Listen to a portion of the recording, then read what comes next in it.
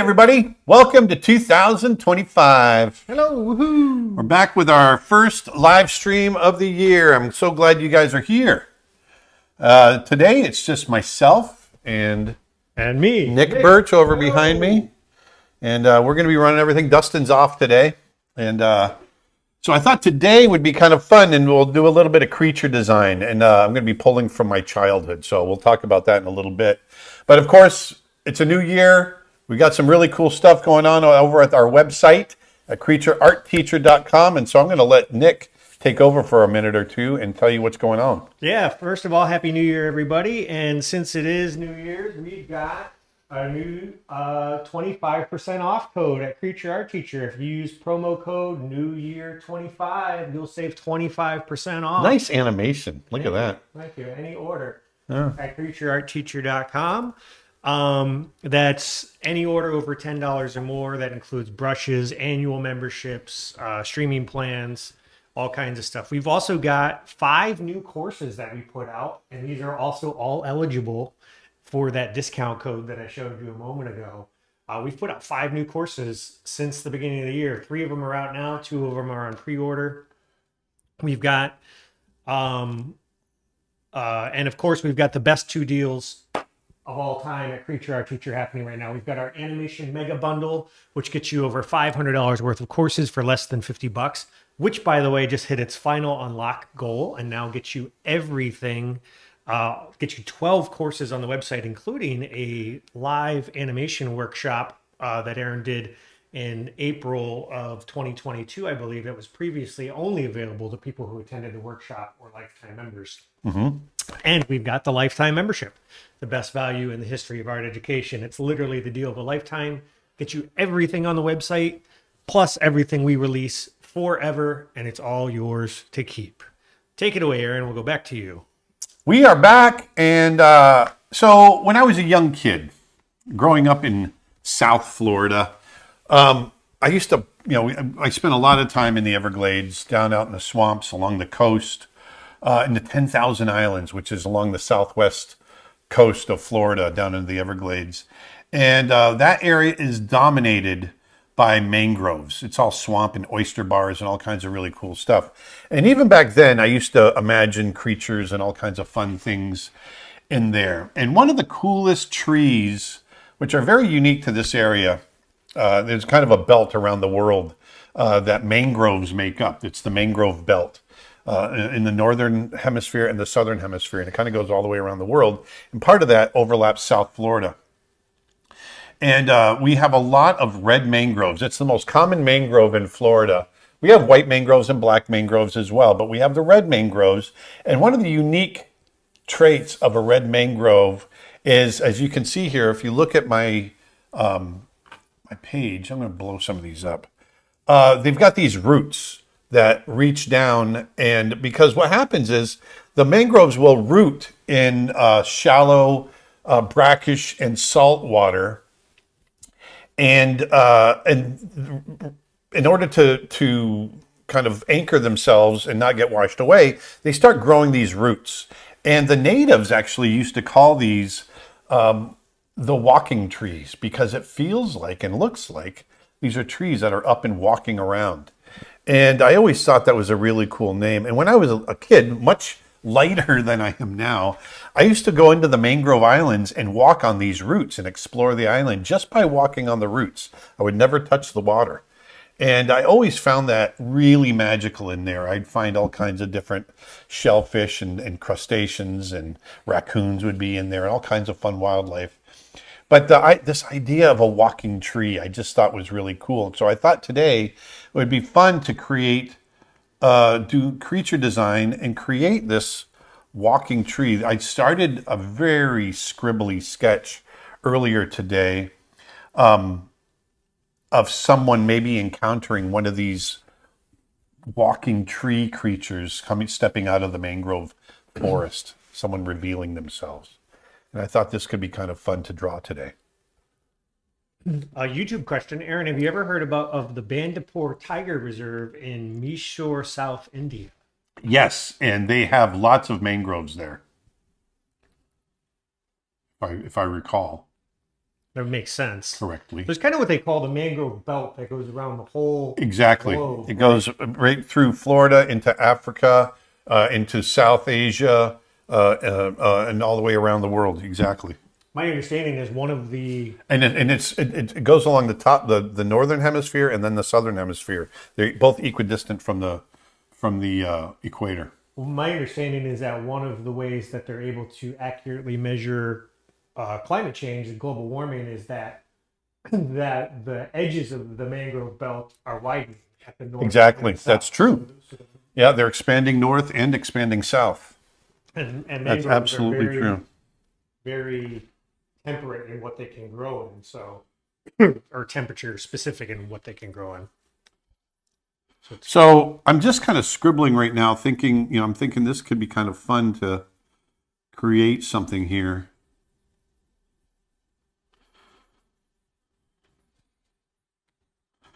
And like I said, I used to, explore these swamps and go all through the 10,000 islands south of Naples, Florida, which is where I grew up.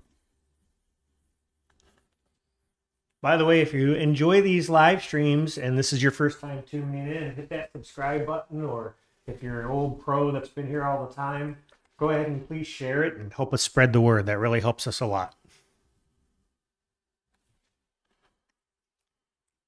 I want to make the head maybe a little smaller.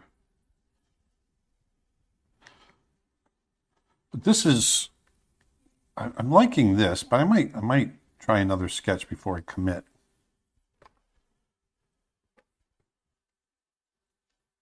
I want to get a nice clear silhouette on this design, because I think that's where these roots will read the best. And Aaron is drawing in Photoshop today for people asking. I want it to feel almost insect-like in the way that it's stepping out, or crab-like. Twitch comment, I love the sketch. That hand detail reminds me of The Creation of Adam by Michelangelo. Yes, exactly. Well, that's kind of what I had in mind, so I'm glad you picked that up. Now that you've finished Snow Bear, what are your plans for the future? Well, plan to graduate school, and we've got some other projects that we've got in the works, but we also want to promote Snow Bear. So that's going to be our big push over the next year, is promoting Snow Bear, getting it out there, hopefully getting it into some festivals, and seeing what we can do with it. And one of the other things that I think, and I know a lot of you know this already, but some of you may not. We're going to use. One of the original ideas behind Snow Bear was to create a course on how to create your own animated short, and we realized when we started talking about that we needed to create an animated short. So that was one of our motivations behind Snow Bear. So we'll have that course coming out. Yeah, in the next year. Which, if you get an annual membership or a lifetime membership, you'll get access to that course, because the annual plan gets you everything we release over the next 12 months. And you can use that promo code New Year 25 to get 25% off an annual plan.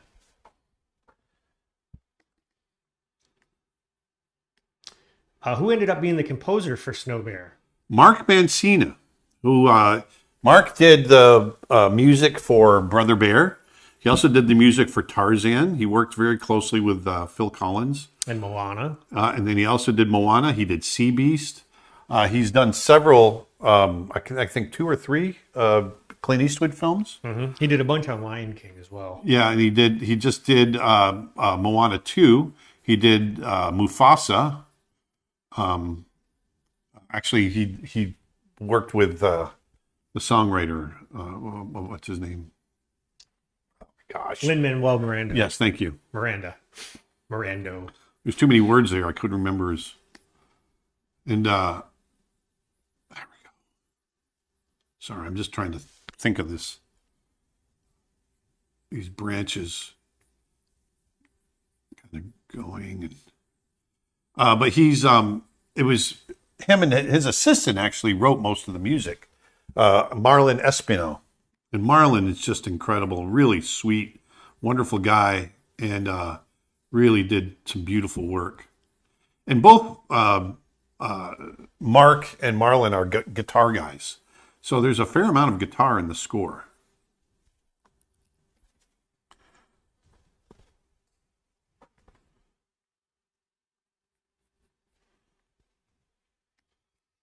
I'm gonna create a brush, a mangrove leaf brush for this, I think. Hadley wants to know on YouTube, did you go to art school? And if so, how long and what type of schooling? I went to the Ringling College of Art and Design. So yes, I went to art school. I went for 3 years. I never got my degree. At the time you went, it was just called the Ringling School of Art and Design. Yes. And I got my certificate in illustration. When I went to school there, animation wasn't a big drive in the country. A lot of people weren't pushing to go into animation. It was back in the early mid 80s. Actually, I went there from 1986 to 1989, and so Ringling, which is a major animation school now, didn't have an animation program at the time. So I majored in illustration, and it was Disney came to our school to interview for internships. And so I interviewed for an internship, and that's how I got into animation. I thought, animation might be interesting because I was looking for something to do. My other prospects had kind of fallen through, so I thought I'd try animation, and I'm glad I did. YouTube question. Aaron, I'm in a major creative block right now. What should I do to get out of it? There's all kinds of stuff you can do. Watch a lot of film. Get out and experience nature. A huge one, I think. I think when you get out and you start walking around, you get out into the world, into nature, all of that, you start seeing things a little bit differently, and you'll get inspired. I think another way to get out of a creative rut is to try a different art medium or a different tool that you haven't used before. I agree completely. That's a good idea. We were talking earlier about colored pencils on the members only stream. Yeah. Try it. Try going back to something you used to love, or try something you've never tried before. If you're a traditional artist and you're in a rut, try some digital painting, or vice versa. Try some digital, try some traditional illustration if you're stuck in digital all the time. Sometimes just mixing things up will really take you down an interesting road. Speaking of which, we've actually got a huge sale on digital painting courses at Creature Art Teacher. We've got 4 of our courses are just $1 each, including Aaron's How to Draw and Paint in Photoshop, how digital painting in Procreate. We've also got How to Paint Light. And his Hidden Creatures of the Forest course is also just $1 right now. Yeah, which covers a lot of the stuff that I'm doing right now. Yeah, it covers a lot of the stuff that he's doing right now. And if you, do find yourself in that creative rut, another way to get out of it sometimes is to watch a course or learn a new skill. So I want her to feel like, and for some reason in my mind it's a her, I want her to step out of the forest. To be stepping out, kind of separating herself from the forest. So this is interesting, Aaron, and I have a question about this. On your course, on our website, you've got one of your very first courses is Drawing the Forest Queen. That's right. And she is kind of, you never see her lower body because it's a bust. It's like a portrait. Yeah, that's right. So in my mind, the rest of her wasn't a tree like this, but now I'm wondering. Yeah, it could have been that character. Yeah, it could be. I'm thinking of this as kind of this burl. Where is Dustin today? He is visiting. He's got some friends visiting that are in town for the holidays, so he took the day off to spend some time with some of his good friends from California. Well, I don't know if they're from California. They're from out of town.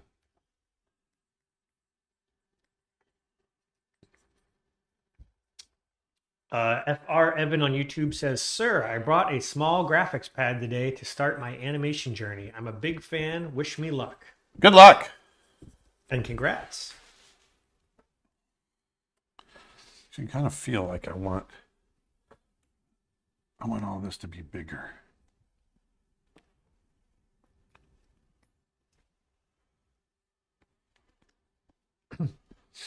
So right now I'm really just kind of playing with composition too. I'm trying to get everything laid in.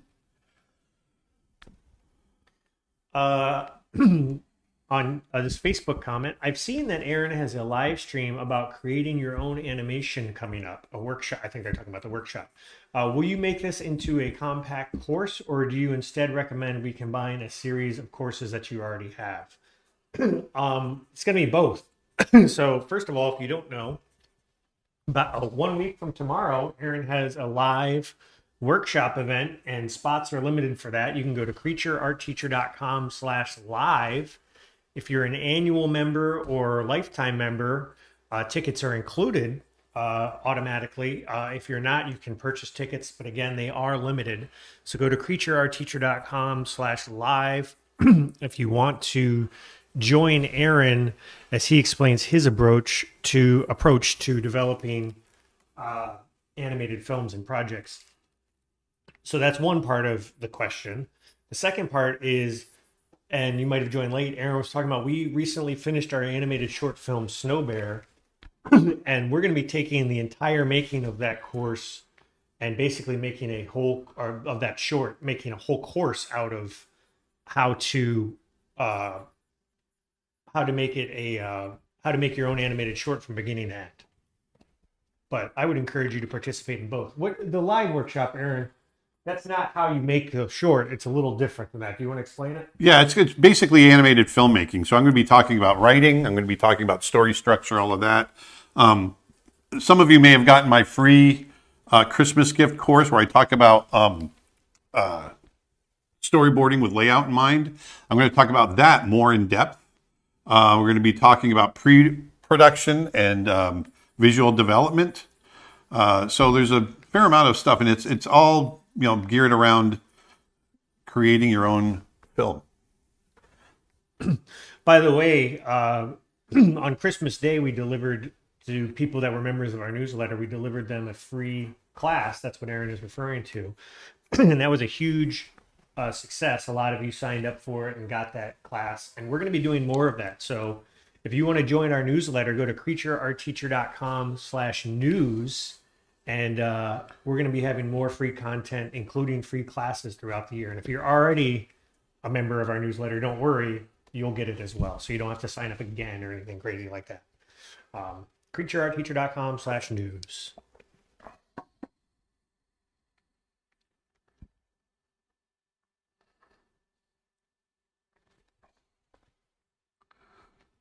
So I think I'm getting something I like here. But I want to create a brush. Let's take a little break from this and let's create a brush. So I'm going to show you how to do that. So I'm going to create a 5 by 5 inch file, or yeah. Okay, so what I want to do is I wanted to start with the leaf shape. Actually, we'll do this. And it's when you do a brush, your brush is only think in black and white. So, meaning, I shouldn't say black and white, but value. So if I put in a light color or a light value, it'll, whatever color you choose, it'll be the equal value of what you just created. So I want it to be a leaf shape.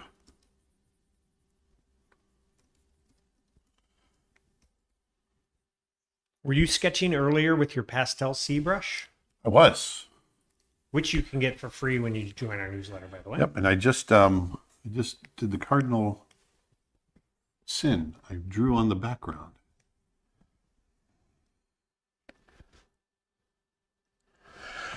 Let me redo this.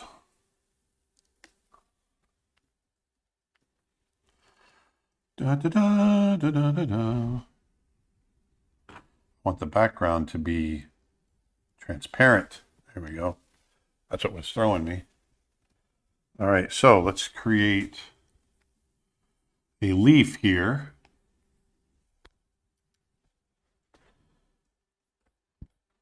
Oops. Go dark. And I want it to be in the shape of a mangrove leaf. What do you think about transition frames that are goofy in traditional animation, like the one slipped into Beauty and the Beast? Well, Aaron did some of those. I think I did.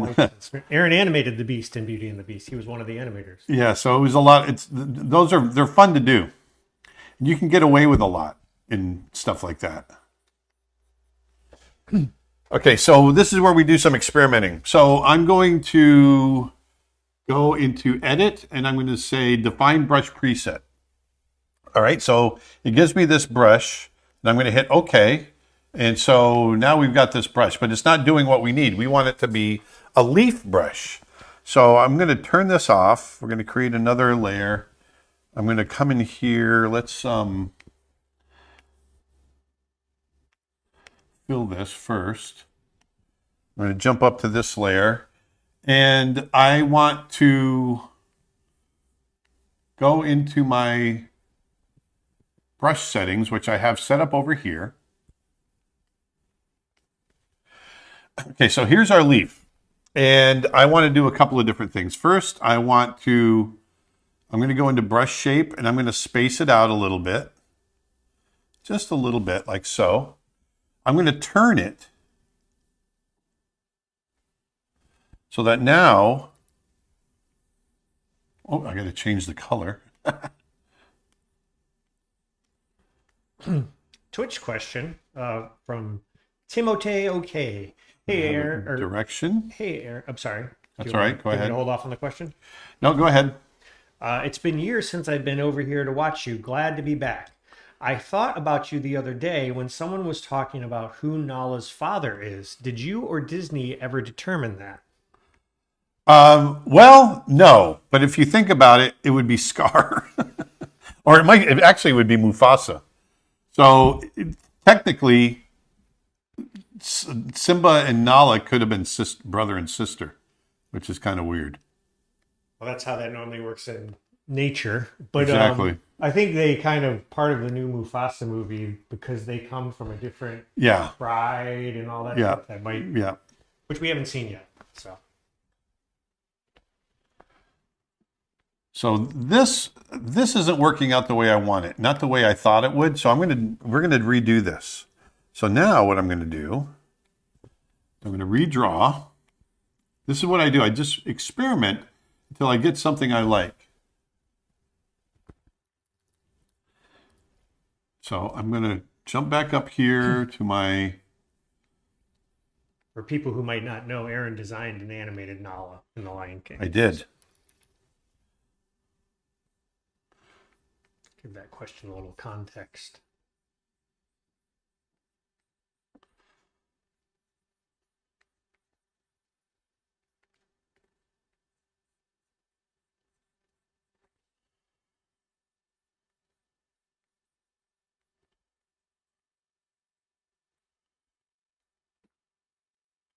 I'm going to do this instead.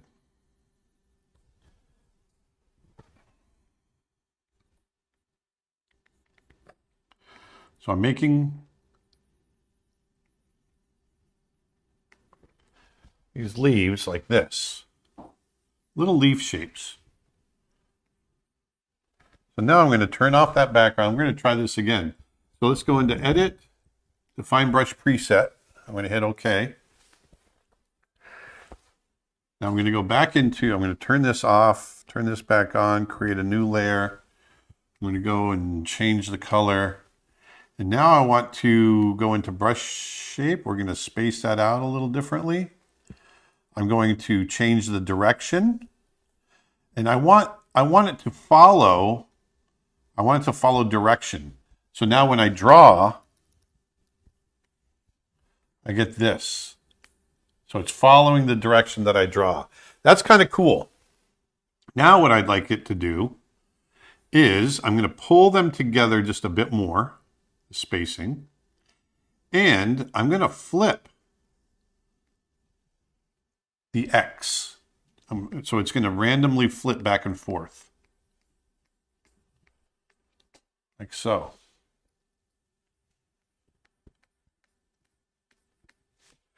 I'm also going to create a size jitter. So it randomly gets bigger and smaller. I'm going to pull them together a little bit more.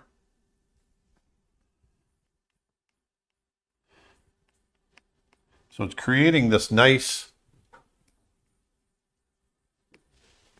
kind of texture here. Pull it together even more.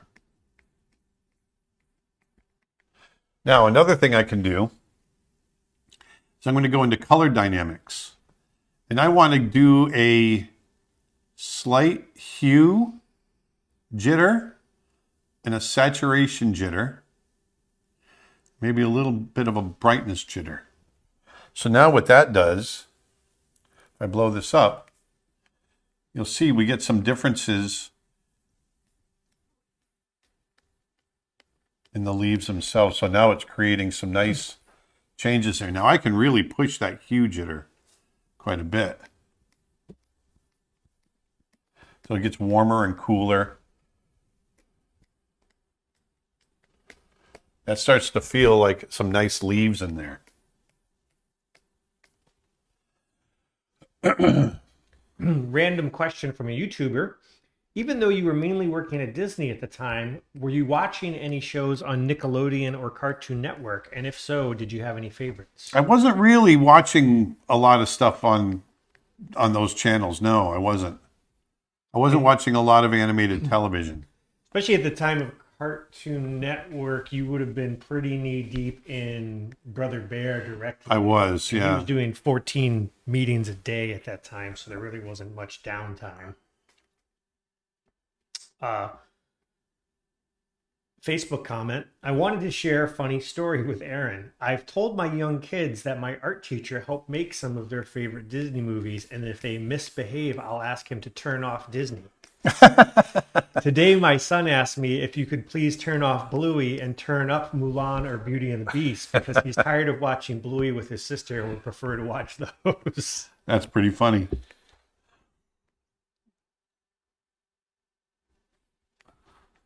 There. So now we've got, I'm going to pull those together. So now we're getting something that I like. You can see we're getting some nice YouTube comment. Leaves. That brush is lush. It is lush. Someone says, nice brush. It's almost like you've done that a few times. I've done it a few times. And so that'll be a little lesson for you. And so you can create a brush that feels kind of random, right? But it's really just the same. It's that same little print that I did, this right here. That's all it is. But it's flopped, changes its size. We've got color jitter on it. We've got a lot of different things happening that help with it. I'm going to save that one as well. Okay?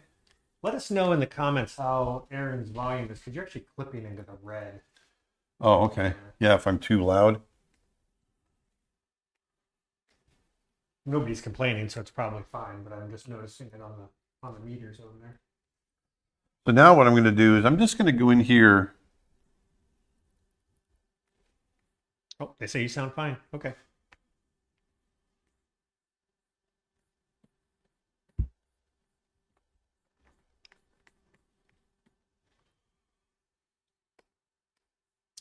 Have you ever seen the first concepts for the witch from Frozen? I think she was actually more interesting and had more character than what they ended up with. Yes, I did. I can't remember what she looked like at this point. Well, Frozen went through a lot, like 20 years of development, didn't it? Before. Oh, yeah. Yeah. Weren't they even going back all the way to when Walt was there? Walt, yeah, Walt had his hand at it as well. They took a few stabs at that story. Look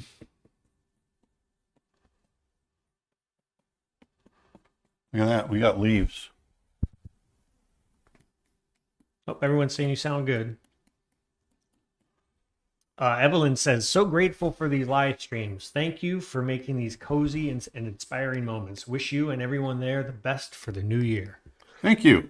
Happy New Year, everybody.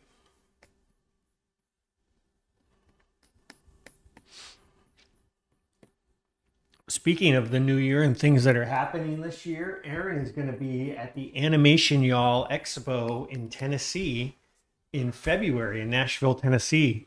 So if you find yourself anywhere near Nashville or you're on the East Coast of the United States, this is going to be the first animation conference in the South. Um, Go to animationyall.com. I put a link in the comments. Aaron is going to be there all weekend. He's going to have a booth. He's going to be signing stuff, but we're also going to be doing a special screening of Snow Bear, and we're going to be doing a special workshop to go along with it. So I'm going to go ahead and post a link to where you can scan the QR code on your screen or click the link in your in the comments to get tickets to that event. It's a separate ticketed event.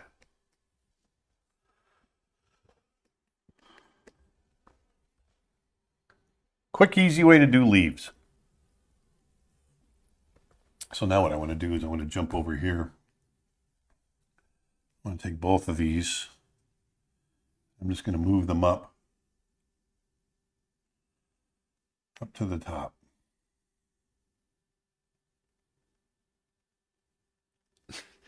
This is a legitimate question. This is not someone making a joke. Did you ever get to meet Walt Disney?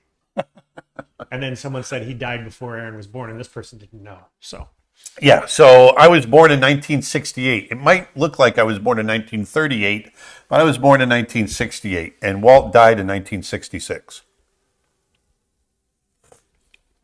So our lives didn't even overlap, let alone our working lives.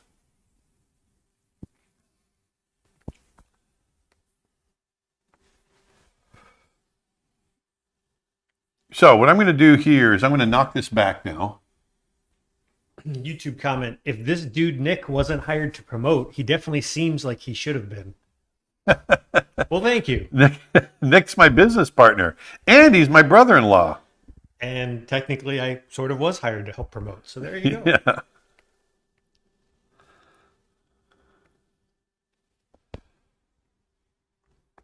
So what I'm going to do now is I'm just going to get in here and start drawing. I'm going to change brushes really quick.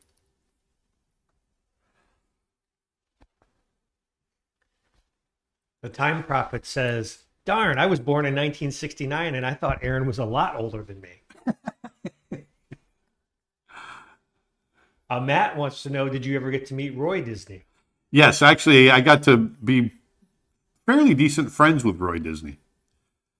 Roy would come into the studio when we were making Brother Bear, and he had a fondness for Brother Bear because he was very much, into nature films, and so he would come into the studio and he'd come up to our story room and hang out with us, and so yes.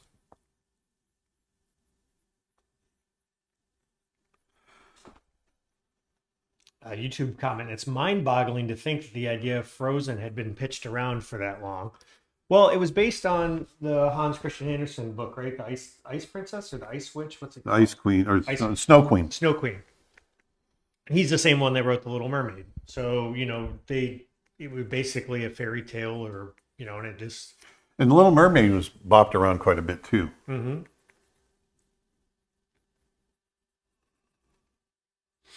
Dustin is in the comments. Hey, had a great time at the museum. We're out for lunch now. Wanted to stop in and say hi. Hey, Dustin. You're fired.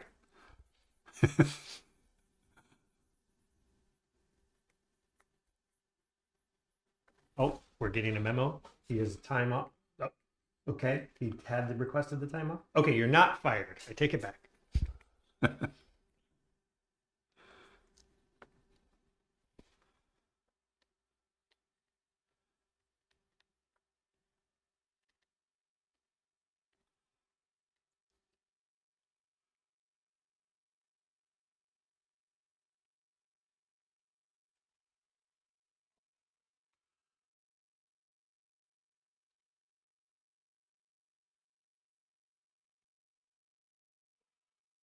Hello, is that a tree creature you're drawing?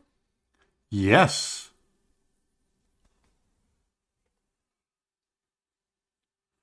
That it is. It'd be kind of cool. Yeah. If these tree creatures decorated themselves for Christmas. It's a great idea. Like they do lights and stuff for the winter.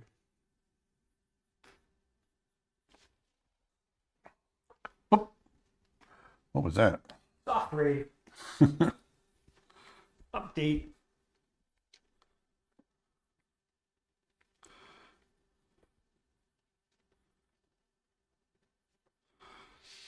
This brush Aaron is drawing with is his Pastel C brush, which you can get for free if you sign up at our newsletter, creatureartteacher.com/news, or you can buy it separately as part of our brush set 1, which is only $1 right now. And I'll post a link in the comments.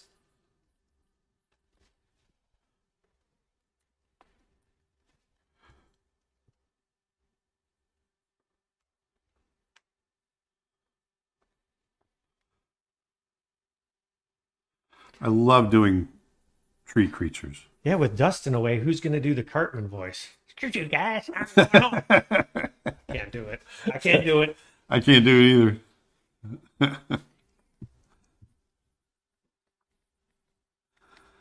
Will you be coloring this today, Aaron? Yes.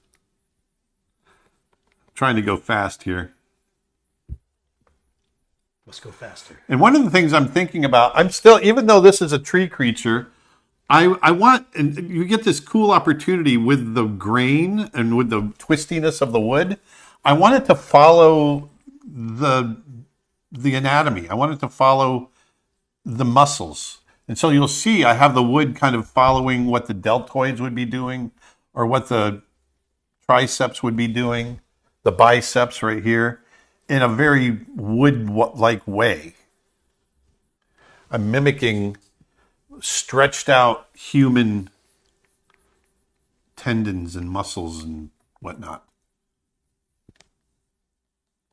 Someone said, please make this brush Pastel C brush for Krita. It should work in Krita. Yeah, you can get it on my website and on our website, and it pretty much works in Krita, I think. Yeah, it'll work in any program that supports ABR files, which are Krita, Procreate, Corel Painter, all kinds of stuff.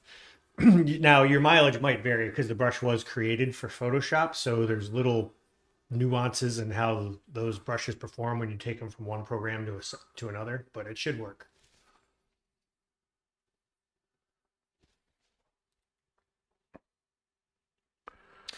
When you approach digital art, do you try to emulate a traditional medium like paint or pastel? I try. Yes, I like a kind of I like a traditional look. So I like a little painterly approach, yeah. Yeah, I like a gritty kind of feel to the whatever I'm using. You know, like the Pastel C, it feels like if I blow this way up, it's got this kind of gritty, chalky feel to it. And so yes. But I'd say it depends because I've seen you do concept art for CG films where you're trying to make it look like True. Finished film. Yeah. And then it'll look a little more digital and less painterly. Yeah, it'll look more photographic. Yeah, depends on what you're. But like in this case, I want it to feel a little more, maybe painterly.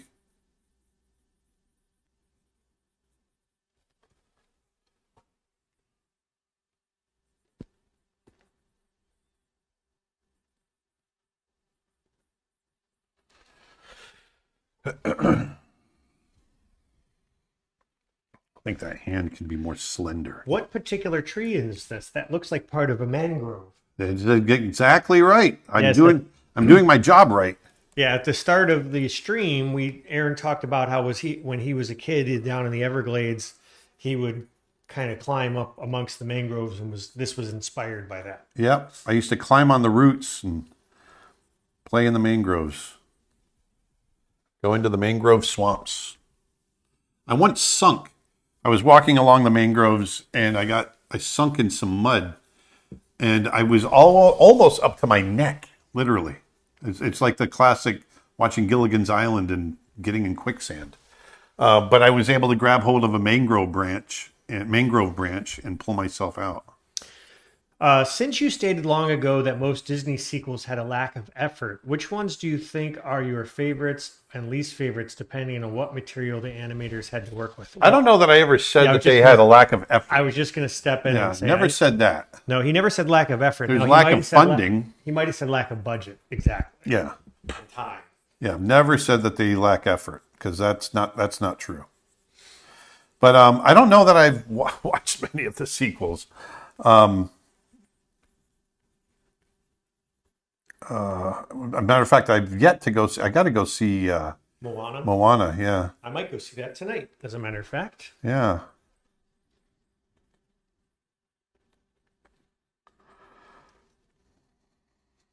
You know, when you're talking about the direct-to-video sequels, things like The Lion King 2 and Little Mermaid 2 and all those ones through the 90s that were direct-to-video, Yeah, I'd like Lion King 1.5. I've never seen it. those were all turned around incredibly fast. They So were. they had less time and less money. Doesn't mean they weren't good stories or anything like that, but the production quality is going to suffer whenever you do. Yeah, they were given much smaller budgets.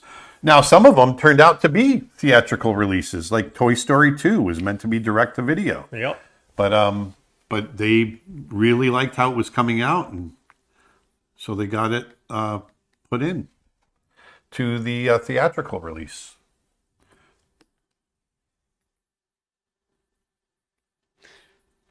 Did you see The Wild Robot, Aaron? It was very good, in my opinion. I loved it. Yes, I did see it. I've seen it twice, actually. I'm a big fan of Chris Sanders and his work.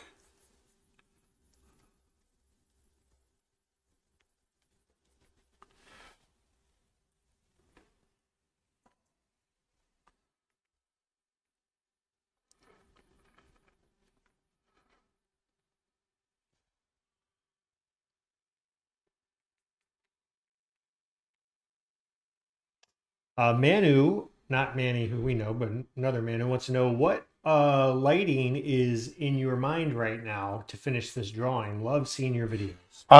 In my mind, it's going to be a sunset. Shadow. Yeah. The sun is setting behind us.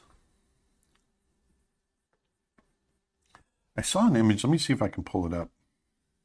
Sissy4 on Twitch says, I saw Mufasa for the third time a couple of days ago. Oh, so you must really like it. That's encouraging. We know a bunch of people that worked on it and haven't had the chance to see it yet.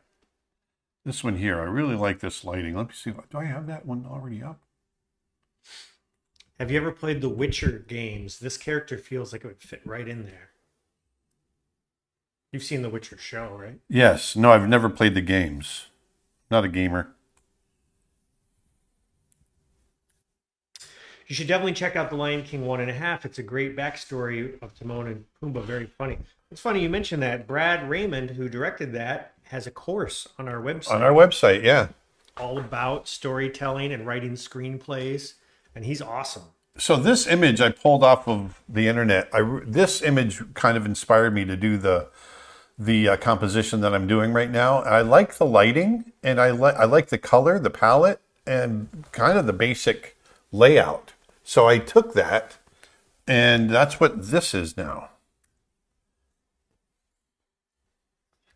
Actually, hold on one second. I'm going to do this. I'll put this up on my other monitor. Because I like this lighting as well. Once again, it's the sun behind us, illuminating the red mangroves, and you can see now why they're called red mangroves. They in the light, they get this red color. So I just posted a link to the screenwriting and storytelling course from Brad Raymond, and I want to let people know that you can get that course for 25% off if you use promo code NewYear25. In fact, you can use that promo code for 25% off any order on our website, and that includes memberships, annual plans, individual courses. Go to creatureartteacher.com and use promo code NewYear25, and you can get our storyboarding courses, animation courses, animal drawing courses, any of those on sale. Yeah, and Brad in particular, he's a really good teacher. Yes, his course came out excellent.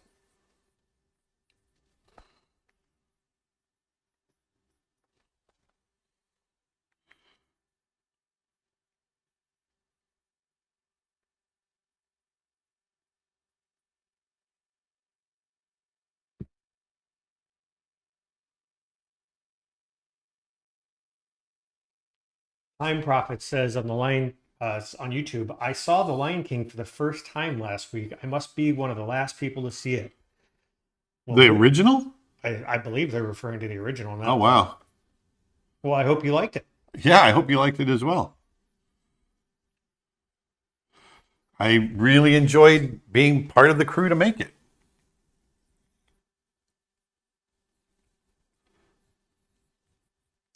The same person says, I have to say my favorite Disney movies are actually Tron and The Black Hole. So you like the live action ones. That's cool. The I love Black Hole. Wow. I love that. That goes way back. Is that 79? I think so, 1979? yeah. Well, they said they earlier they were born in the 60s, so Yeah, because I remember when that came out. I never saw it in the theater. I think they would have been 10 when Black Hole came out, so if it was I 79. didn't like when I was a kid, I didn't like the ship design for that film. I just remember the red robot. There was like a red robot in it. I don't remember that. I just remember the ship looked like a terrarium or like a greenhouse.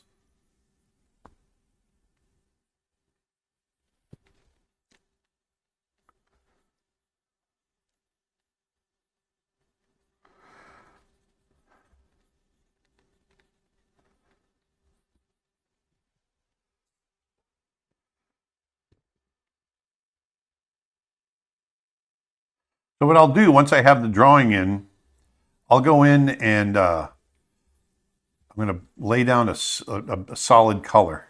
There's the robots in Black Hole. Oh, I remember them now. Yeah.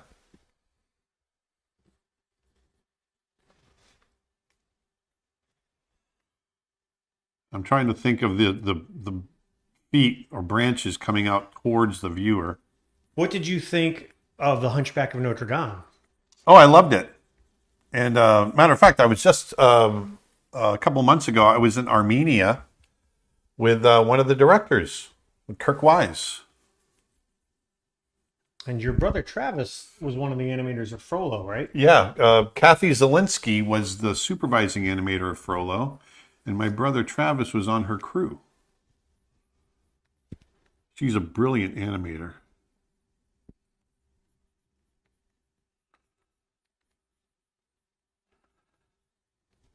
Look her up, Kathy Zielinski. Let's talk to her about doing a class. Yeah, we should actually. She's out. I see her every year at CTN. We talk. She's been a big supporter of us. Actually, it's a great idea. Do you have a favorite direct-to-video feature from Disney? I don't.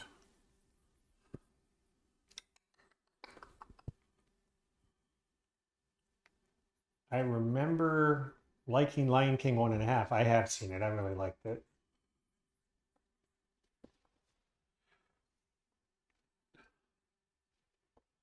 Funny story about that. If you've ever seen Lion King, which I imagine most of you have, it's loosely based on the story of Hamlet, right? Yes. So Brad was saying Lion King 1.5 is kind of loosely based on Rose and I can't get the name of it out. Rose and Hildenkrantz are Dead, which is sort of a parody of Hamlet told from the point of view of some sidekicks. That was kind of one of the inspirations for Lion King 1.5. Oh, I didn't know that. Yeah.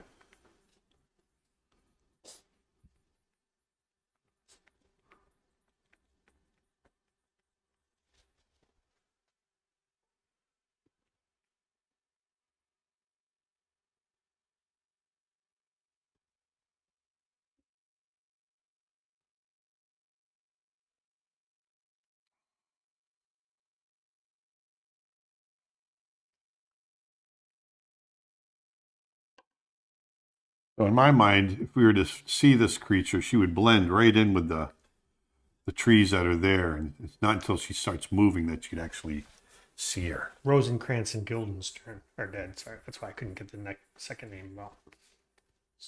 Mashing them in my head.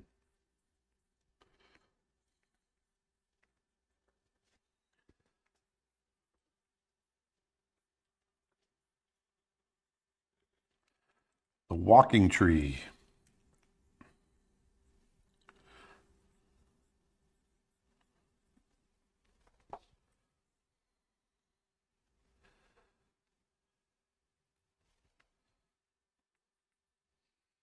How would you describe the music in Brother Bear, Aaron? How would I describe it? I would describe it as To pop. yeah, Tupac.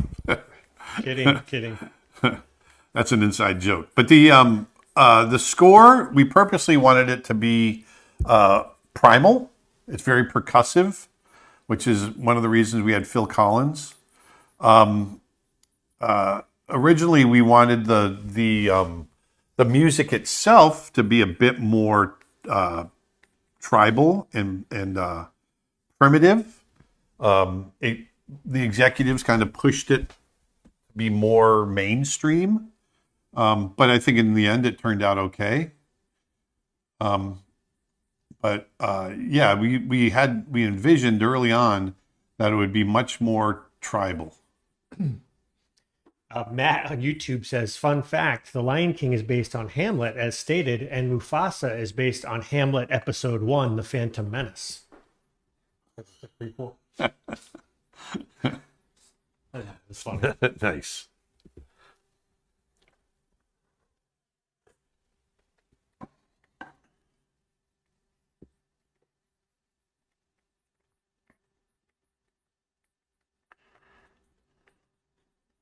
Maru says 101 Dalmatians was my favorite as a child. I wore nothing but 101 Dalmatians and even had some wall stickers and bedding. When did you grow up? I'm curious. All those movies came out again on video in the 90s. Yeah, oh, that's right.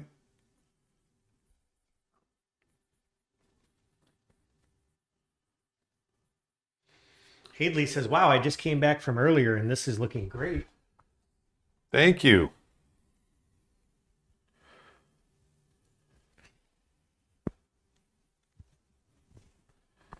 The idea here is to get a nice clean silhouette.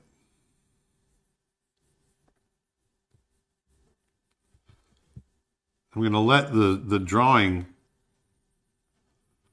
come through.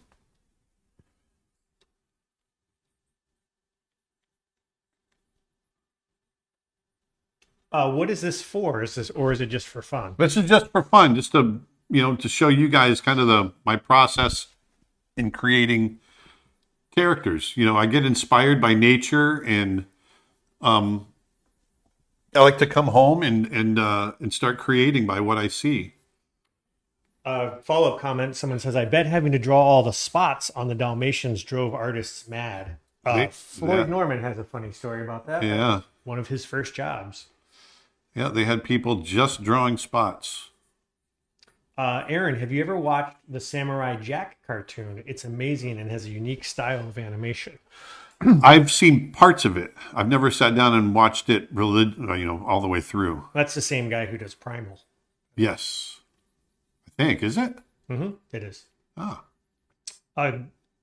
Gag Art says, Phil Collins is a legend. I just saw him a couple of days ago and he was on a drum set. Yes. Well, he's really aged in the last 20 years. He's had a lot of back issues to where he can't play anymore, which is really sad.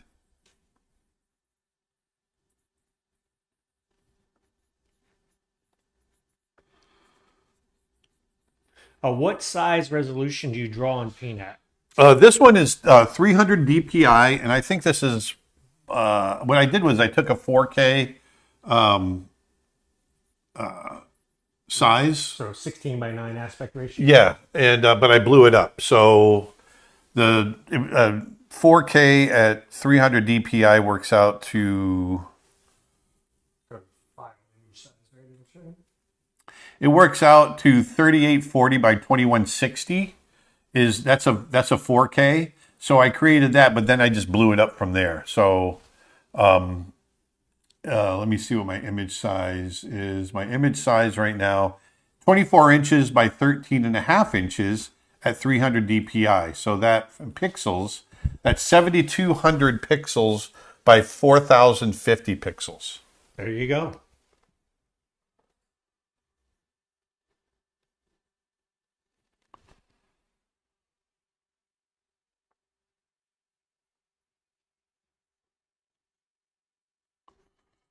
Do you think about value and color when creating the initial sketch? A little bit. I mainly think about silhouette. I'm thinking about silhouette here.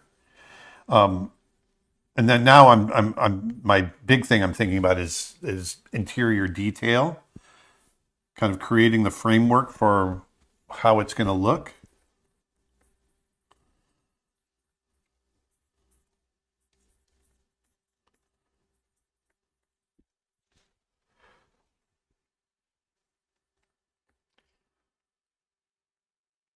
Twitch comment, that's Samurai Jack and Primal. That's Jendi Tartakovsky. I've worked with him before. He's a really nice guy.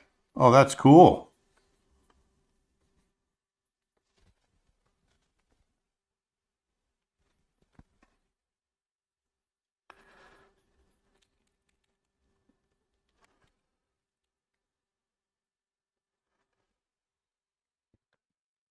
Love doing big spindly characters like this.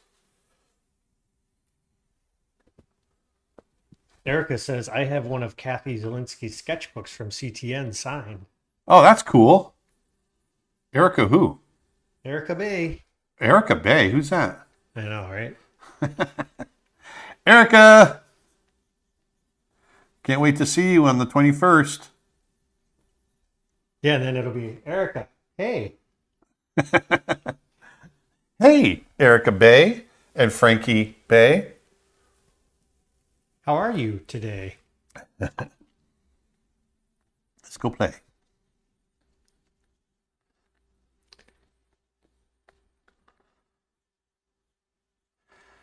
YouTube comment, you might not want to make your file this big if this is to other people if you don't have a good PC. That's true. Yeah, I've got a good, strong computer here. Aaron works on a Mac Pro, the Tower. At the time, it was the highest end Mac you could get.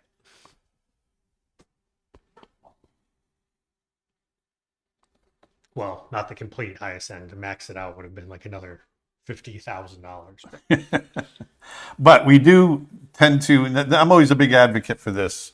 If you can swing it, this is our business. So I try to get the best tools that I can for the business that I do, which is creating visuals.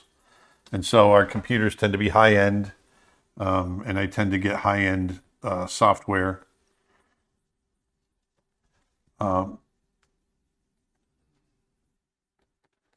To help with my creation.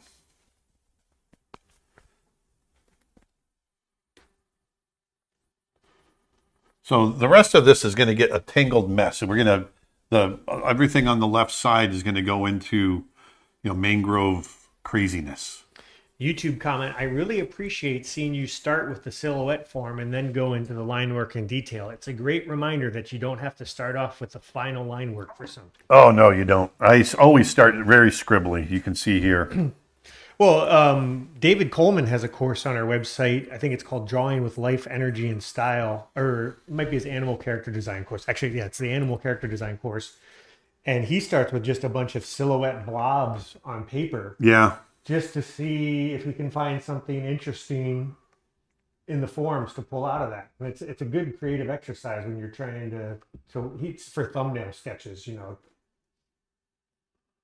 Yep, it's great. Actually, it's a great practice. How do you plan on doing your background? Because I always tend to mess that up. Well, I'm going to put a tone in here.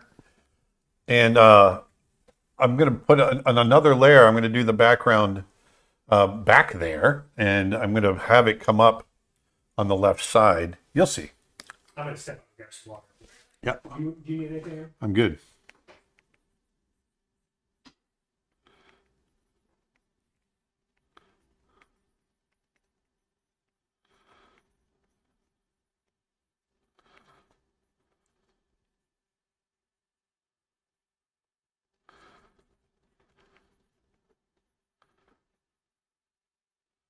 Wants us to feel like kind of a ratty shirt, like he's been lost.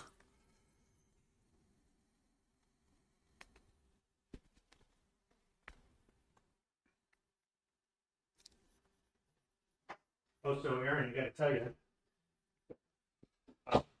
Me and Selena and Rivers have all been watching Skeleton Crew, and we love it. Oh yeah. I know you said you had a hard time getting into it. Yeah, I'm not crazy about the acting in it, but I know it matches the genre and all that. And I'm just got curmudgeon now. Did you watch much of it, or did you just kind of? Yeah, I've watched all of it. Oh, you have. Okay. Yeah. Yeah, I think the kid actors are actually pretty solid in it but it's obviously skewed for a younger audience. Yeah. I think the pirate aspect of it was surprising, but it's kind of fun. Space pirates. Yeah. For some reason, the robot kills me. I think he's hilarious. Arr! I don't recall him. It's so weird. Why would he be programmed to be like a space pirate? If you can throw logic out the door, which you have to do with stuff like that, then yes, it's cool.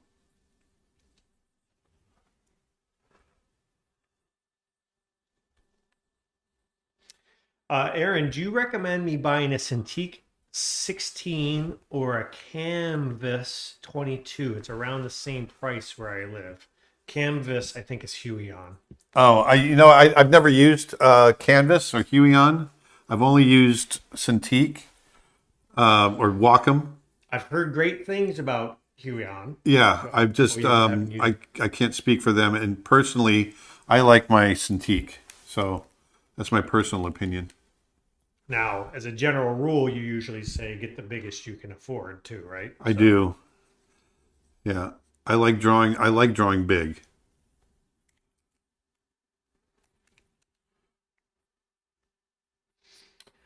The new course you have about pitching, can it apply to live action movies?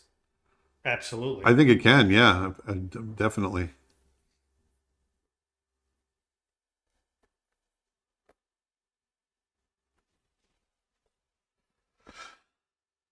Oscar Marquez on Twitch says, "Hello, Aaron. Happy New Year. I hope the best for you in 2025. Thank you. Renola says, "Hey, Aaron and company, you are so awesome. Even though I don't work in digital, you never fail to inspire me. Thank you so much." Thank you. Well, it's a great time of year to pick up some new digital courses if you've never worked in them. In fact, we've got 4 of our courses over at Creature Art Teacher. Digital drawing and painting courses are just $1 each. You can get how to draw in Procreate, how to draw in Photoshop, how to paint in light, and Aaron's Hidden Creatures of the Forest course. All of those digital painting courses are just $1. And by the way, our courses are not rentals. They're yours to keep. So once you get them, you get lifetime access. So this is me as a kid in my ratty clothes, stranded out in for those of you who don't know, I was stranded out in the Everglades in the Gulf of Mexico for 3 days when I was a kid. I was 14 years old. Oh, you should find that newspaper clipping. Oh yeah. If you want me to go to the face cam. Let's see here. No, it's right here. Where is it? I was looking up some of the. Let me do this instead. I was looking up, trying to find old articles from when I was lost at sea. And this is from June of 1982 from the Miami Herald. And it's boaters lost for 2 days, turn up safely. And it says a boat with three passengers missing since Tuesday was found Thursday morning, a mile west of Lostman's River. That's ironic, huh? Or coincidental. By the Everglades National Park aircraft that was not part of the massive search effort. John Austin, who is my stepfather, John Austin, 45, of Rock Road in Golden Gate, and his stepsons, Aaron Blaise, 14, and Travis Blaise, 12, were uninjured but thirsty and mosquito bitten. One of the sons was dropped off by amphibious aircraft in Everglades City. That was me. I jumped on the plane.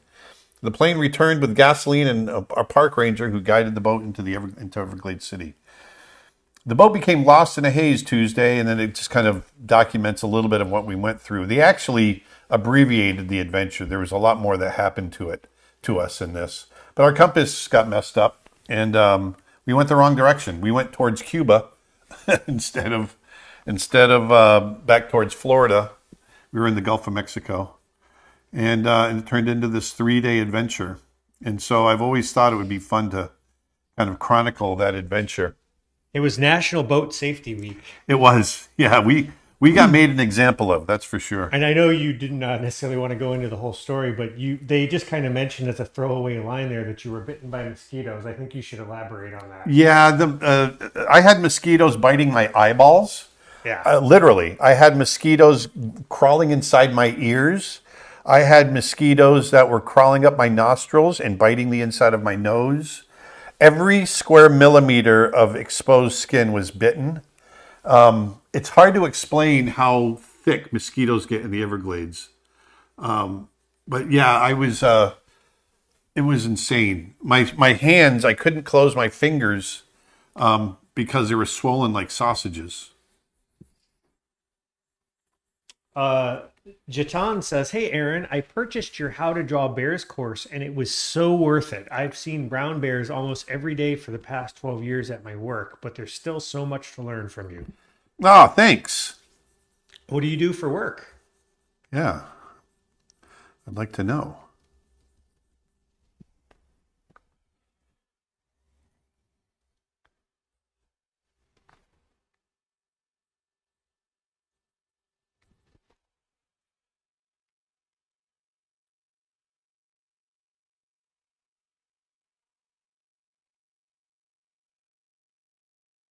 So now what I want to do, we're basically an hour in.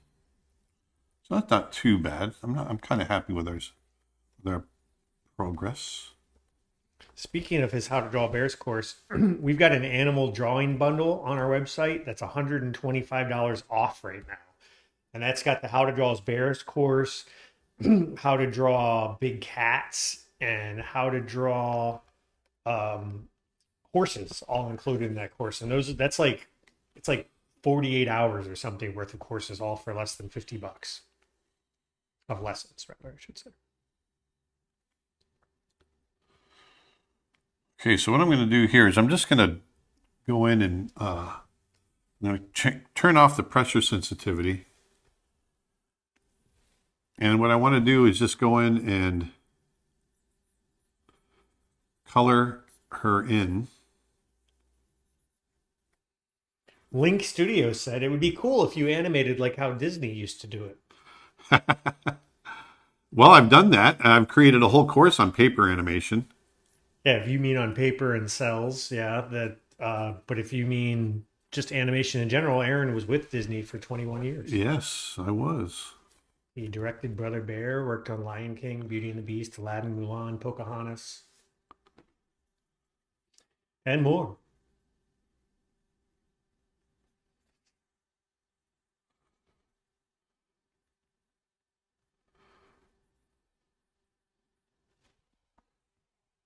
Now it's getting kind of warm in here.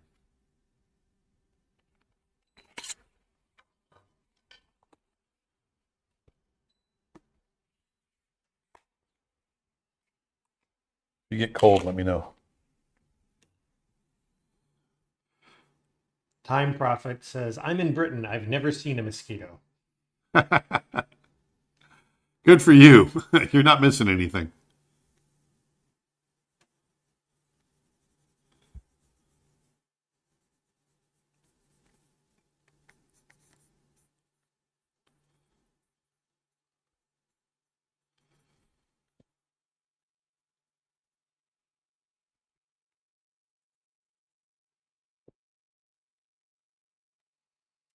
Rowan says, "Oh, I don't remember you mentioning Pocahontas before. What did you do for that movie?" I was one of the animators of the character Pocahontas with Glenn Keane.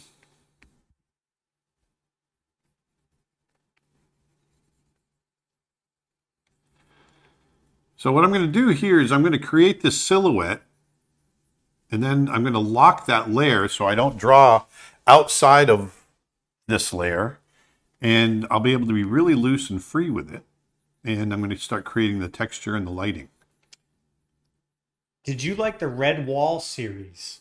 I don't know the Red Wall series. It's basically they're a bunch of books about like Rivers just got them for Christmas. They're about like a knight who's a mouse, I believe. Oh, I know that one. I didn't know that's what it was called. I thought that was a different one.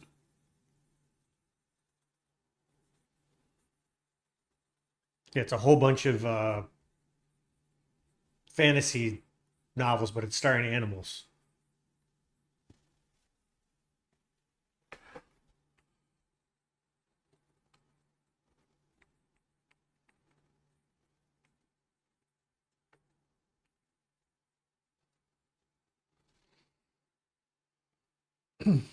Matt says, any update on Snow Bear? Snow Bear is done, Matt. It's done. It is starting its festival run.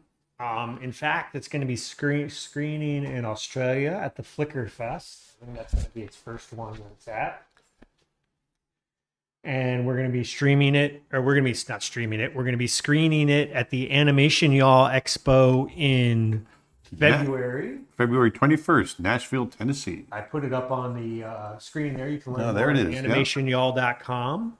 And after that, it's going to be shown throughout the country and the world at various film festivals. And we're going to be taking it on the road, doing sort of a roadshow tour with it. So you might have an opportunity to see it in a city near you.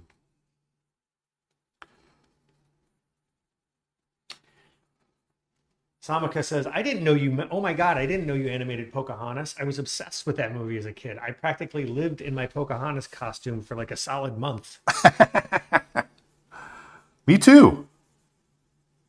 How can we watch Snow Bear if we can't get to any of those things? It will eventually be streaming. We don't have an announcement on that yet because we've got a few plans for it that we can't announce because it has to do its whole festival thing first. We can show them a little taste of it. Yes, if you want to. Yeah. We can show you a little taste of it. How about a first minute or two of it? Because I want to make sure we get back to this too. But this is a little piece of it with music. YouTube comment, FYI, Barnes & Nobles carries Blackwing pencils. Oh, nice.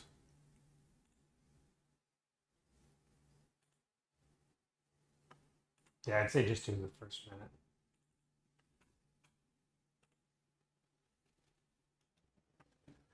So we're just going to give you a little piece.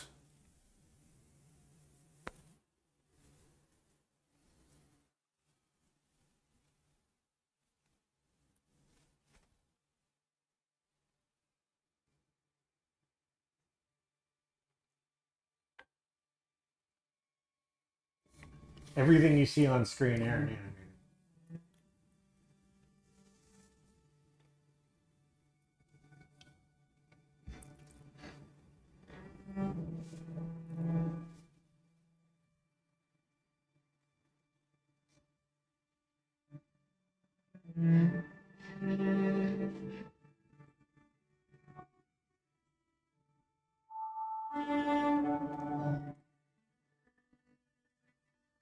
I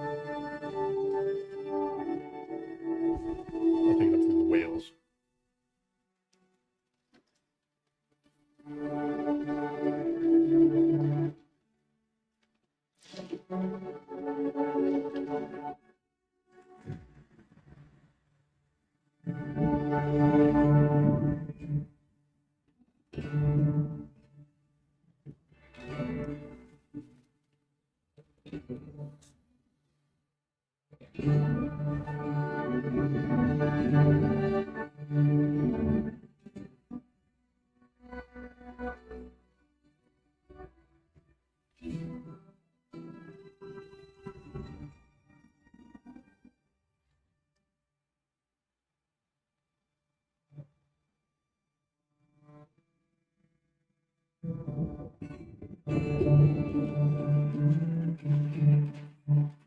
That's all you get.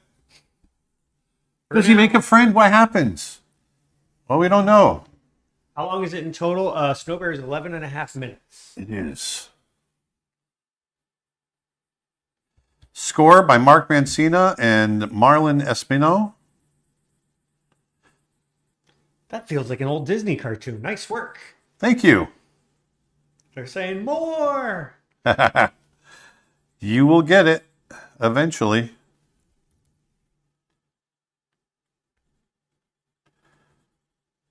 We actually are prohibited from streaming too much of it. Yep.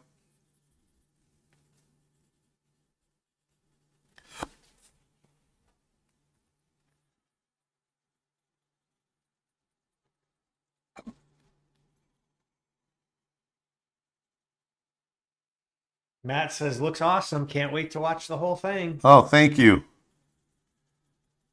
Well, if I didn't have such a good support here with Nick and the rest of our crew, I wouldn't have never been able to do it. We all pitched in to get that thing done, run the business here, and Sue says, hey everyone, Aaron, not sure if you remember me, but I was one who was afraid of studying design, but you encouraged me and I quoted you in my application and I was accepted. hey, congratulations. Thank you for that. I am now a design student.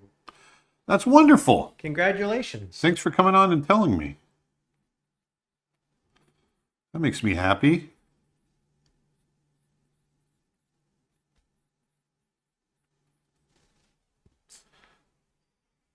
Everyone is just blown away by Snow Bear and just saying how gorgeous it looks. They can't believe you did all that and how great the sound is. Oh, thank you.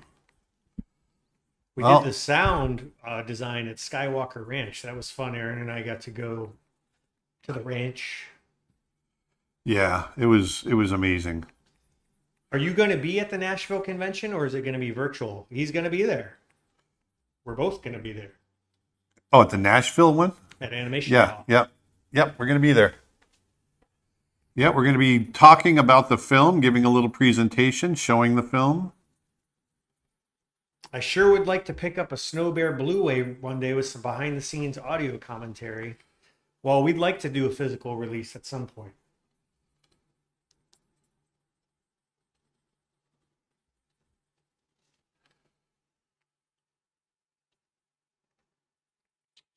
What is the industry's logic behind preventing you from streaming the whole cartoon? Just curious. Well, so we are hoping, if all goes well, that it is eligible for an Academy Award in the animated shorts category, if we're fortunate enough to get nominated.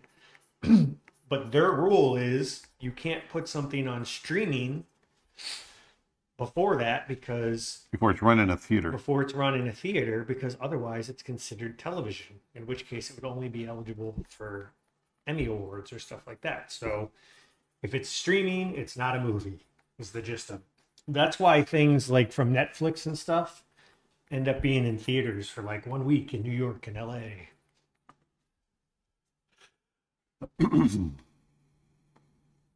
What are you working on now? Snow Tree?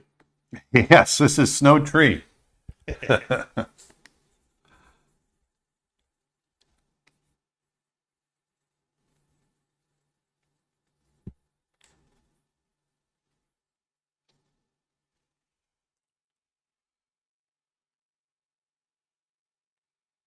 Now, this is just a fantasy creature. We figured it was the first stream of the year. Let's hit the ground running. Let's have some fun. We did have our members only stream this morning. And if you're interested in becoming a member to our website, we've got membership available at creatureartteacher.com. We've got 2 plans you can choose from, actually 3 if you count our lifetime memberships. But we've got an annual plan and we've got a monthly streaming plan. And both of those get you access to our exclusive members only live streams. And during those streams, we streamed the entire making of the first half of Snow Bear. And basically, we had a members only stream this morning before this stream. So every Friday, you get to come on and see exclusive stuff. And we started little teasers of our next projects that we're working on. So if you Yeah. want to learn more, become a member at Creature Art Teacher. Yeah, it was really great, being able to stream the making of Snow Bear for 2 years with everybody.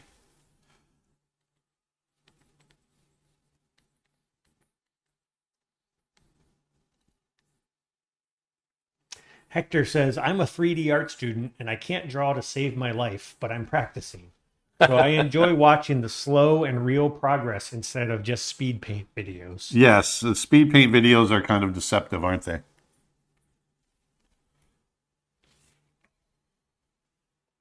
This sort of looks a little bit like the tree creatures from Lord of the Rings. Oh, that's interesting.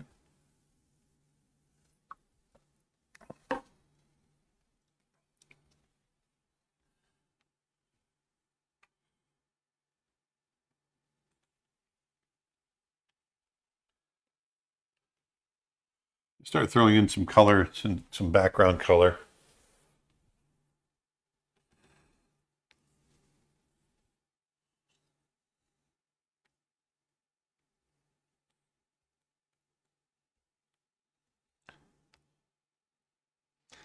Oh, replying from earlier, the one who said they work with the bears every day. I work in a bear sanctuary in Kosovo. Thanks a lot for sharing your knowledge and inspiring us. In Kosovo, wow. Very cool.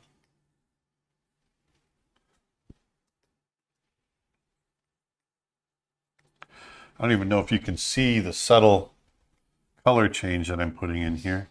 Facebook comment, I just picked up Brad Raymond's course on script writing. I'll start watching it after your live stream. Oh, that's great. Enjoy it. Speaking of courses, we've got our digital painting courses are on sale for just $1 each. We've also got 5 new courses up on the website. We've got Constructing the Perfect Pitch with Kevin Dieters. We've got Figure Drawing for Animation with Woody Woodman. We've got Introduction to Wildlife Photography with Dustin Blaise, who's not here today, but he's got an awesome course if you're at all interested in photography. And we've got 2 courses that are up for pre-order, which is Drawing Animals from Life with Aaron and How to Get Started in 3D Animation with Jeff Shue. And in that course, he's going to be using Blender, and he chose to use that because it's a free program. So we thought it'd be cool to have a $0 point of entry for people that want to try their hand at 3D animation. And by the way, you can get discounts on all of those courses if you use promo code NEWYEAR25. And I'll post a link in the comments for an instant 25% off. Or just enter the promo code that's on your screen.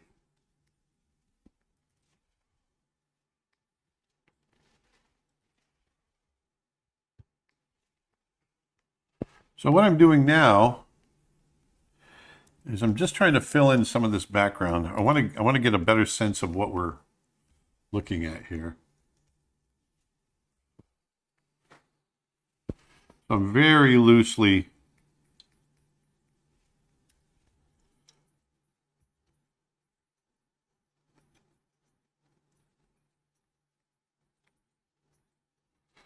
drawing in the trees that are going to be back here.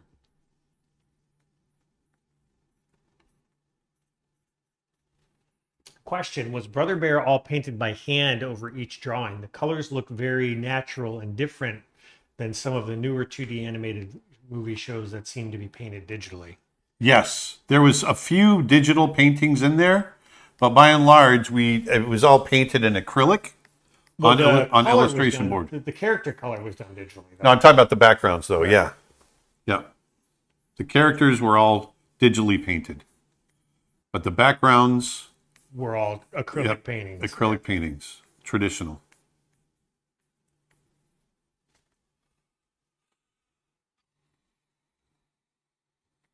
How did you celebrate New Year's, Aaron?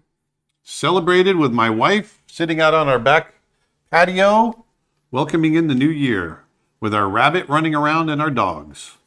Actually, the dogs stayed inside because the fireworks were so loud.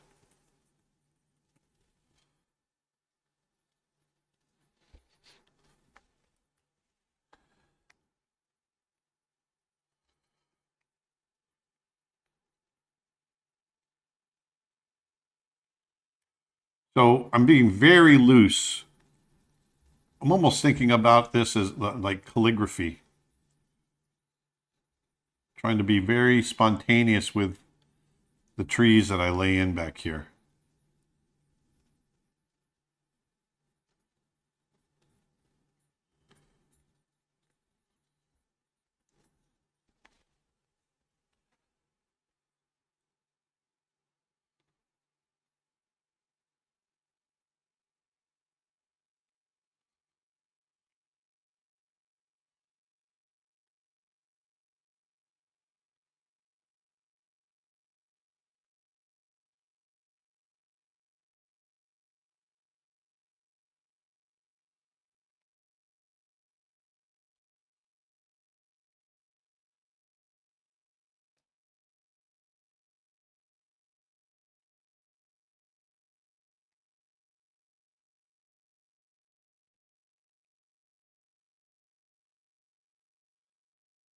Create another layer. I'm going to lighten it up just a touch.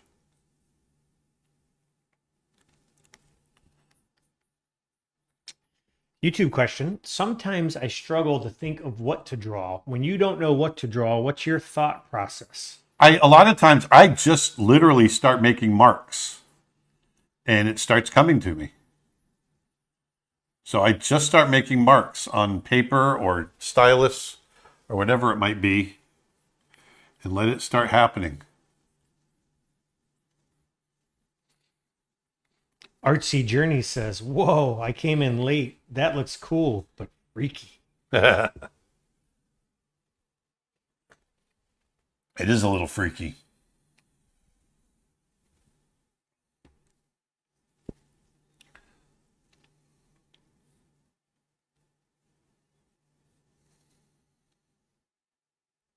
Ryan says, "I imagine there would be a bunch of beetles and crawly bugs on those roots." Yes, there would be.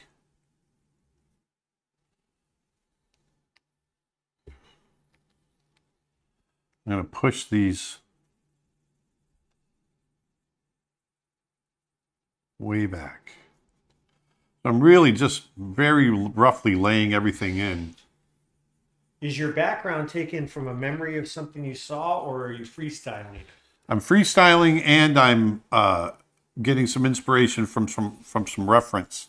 And it is from a little bit of just me remembering what it was like there. Aaron grew up in the Everglades of Florida. Yeah, I spent a lot of time out in these woods. Aaron actually has an interesting story. As a young boy, they homesteaded, and he literally lived in a little trailer out in the middle of Yeah. the woods.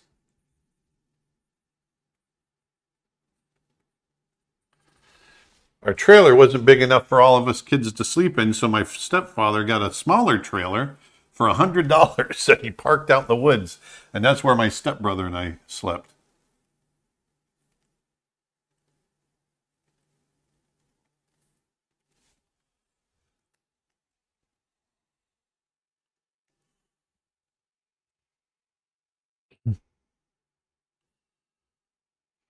But also let people know that 1 week from tomorrow, Aaron is having a live workshop. It's going to be Saturday, January 11th. We start at 11 a.m. Eastern time. It runs about 5 or 6 hours long, where he's going to be taking you through his approach to creating an animated production and kind of you talk about the storyboarding process, the story development process. Spots are limited for that. You can go to creatureartteacher.com/live to sign up. And if you're an annual member or lifetime member, that event is included free with your membership. For everyone else, you can get tickets at creatureartteacher.com/live, but spots are limited. And if you can't watch it live, you will get a replay of it, but only if you pre-register. So you have to register before the event. You can't buy it after the fact.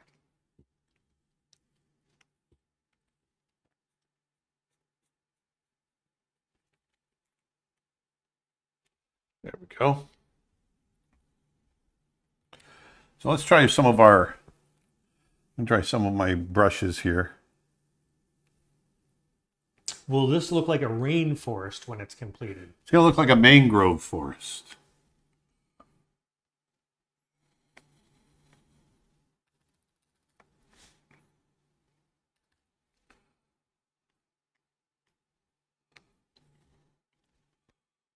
Let's see here.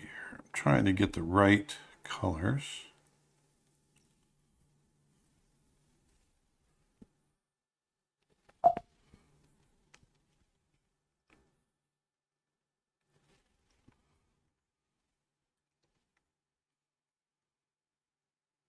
Gene says Aaron's talk of being outdoors in the winter sort of makes me want to move to Florida. So I'm putting a layer of leaves behind the tree.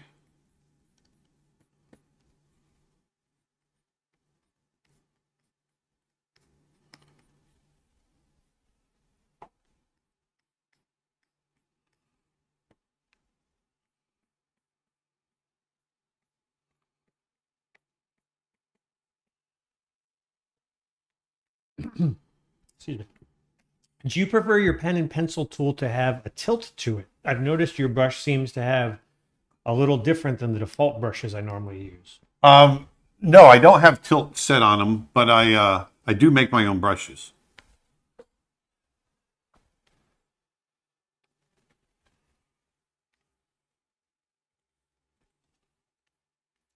Are you still using the pastel C brush right now? No, this is my leaf brush that I made earlier.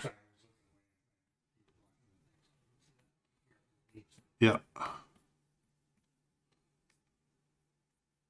Yeah, so earlier in this live stream, Aaron actually showed the making of the leaf brush that he's using right now. So if you missed that, when you go watch the replay, you can see where he makes the brush that he's using right now. Yeah. I'm trying to be tasteful with it.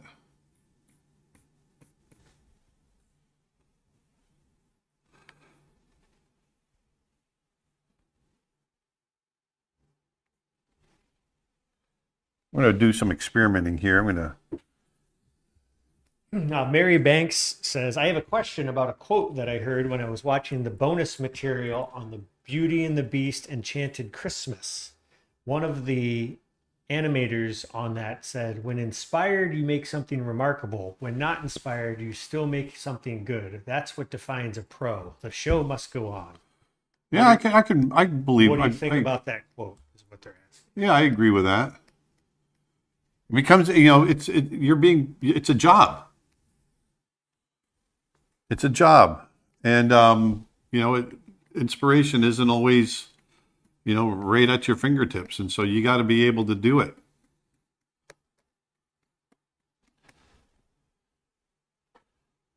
On command.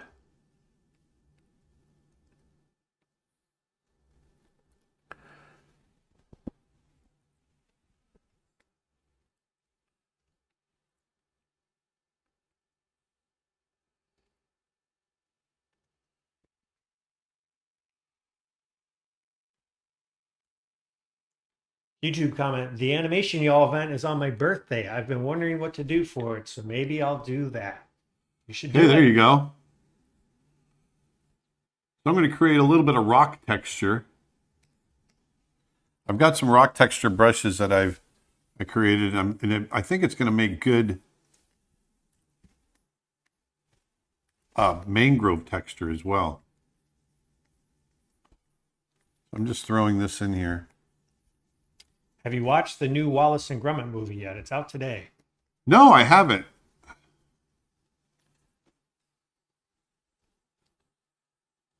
like to. And no, he hasn't seen Mufasa yet. Somebody asked that. No, I haven't seen Mufasa.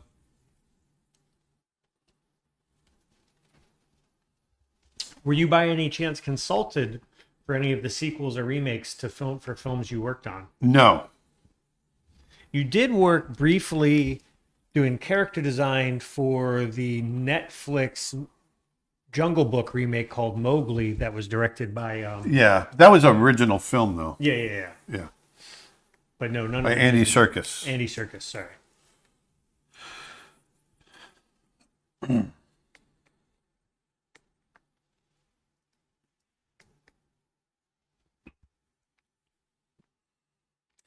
At what age did you realize, aha, I've got this art animation thing down now? Hasn't happened yet. No, I mean at a certain age, there is a certain point where you get a little bit more comfortable with it, sure. But art is a struggle. It's a struggle. So I'm creating this texture. This is one of the brushes I used in Snow Bear to create rock texture. I thought, oh, this would be good for the mangroves.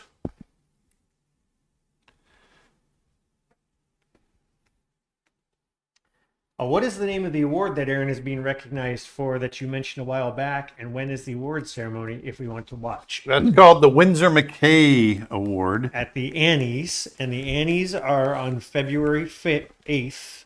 I don't know if they broadcast them or not online. I honestly don't know.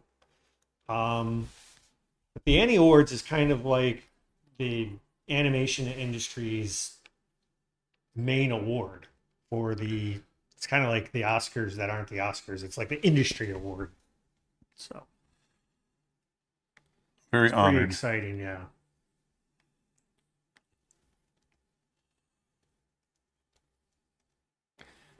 And for people who don't know what we were talking about, a couple weeks ago, they informed Aaron that they're going to be giving him the Winsor McKay Award, which is like their Lifetime Achievement Award, which is pretty cool.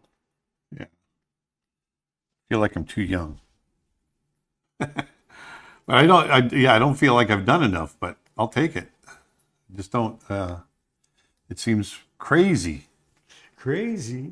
That's how it goes.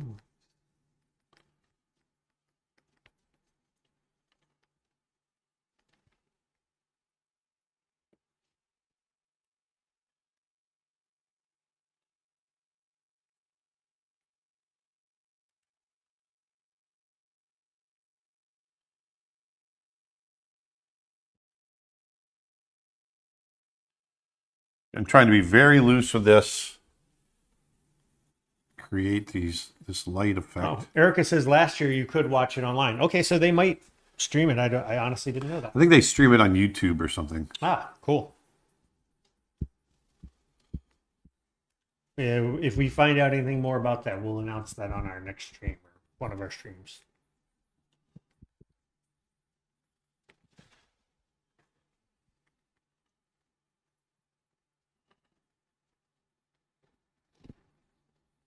Facebook question. Aaron, Chitty Chitty Bang Bang, Mary Poppins, or The Sound of Music? Which Chitty one? Chitty Bang Bang.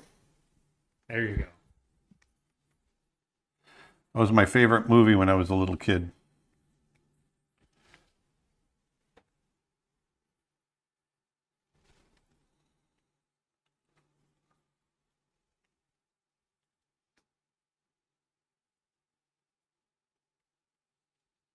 Now, imagine having to animate all those mangrove legs. Yeah.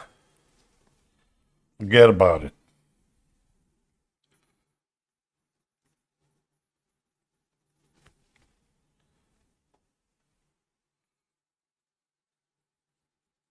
Terribly Honest Tom on YouTube says, art is a struggle. I once stopped by a freshly dead badger on the side of the road and proceeded to try to harvest its fur to make a bristle brush out of it.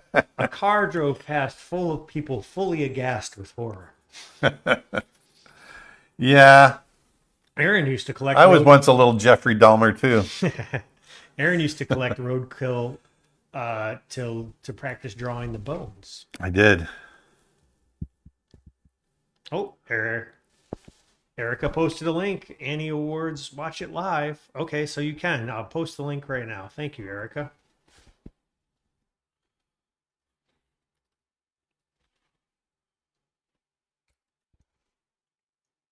So to the people who asked, there's the link. I put it in the comments.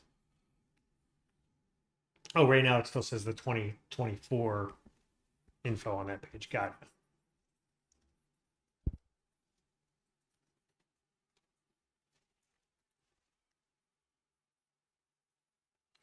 So I've got I put the highlight in. Now I'm adding the shadow. And then I'll go in and add even more highlights on top of this.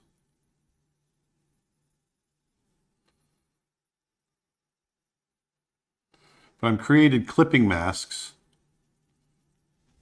so that I don't draw outside of what's been laid down for the color. Are you planning on doing any traditional art on your stream soon? I loved your big cat ink and charcoal pieces. Yeah, I'll get back to that. I'm definitely planning on doing some. You know what I was thinking? I was going to tell you this. Now that we finally sold the coyote, you got to do some more large charcoal. Yeah, I should do some large charcoals. I was thinking the same thing.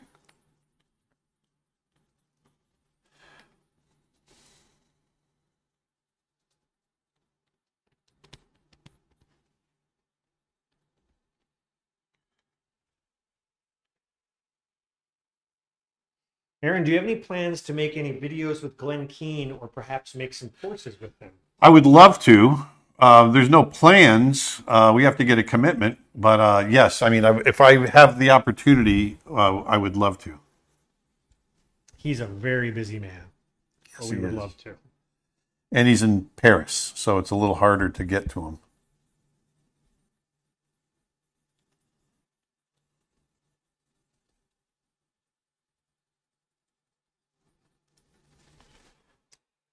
Anna on YouTube says, hi, greetings from Cancun, Mexico. Hey. Happy New Year. I really enjoy your work. I struggle with myself. I really want to draw well, but I don't believe in my process.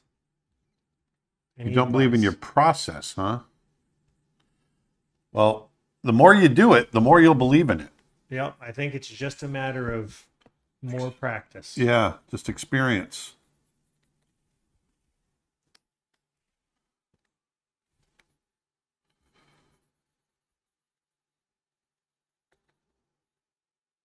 What's your favorite Studio Ghibli movie?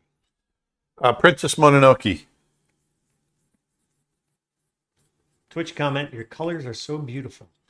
Oh, thank you.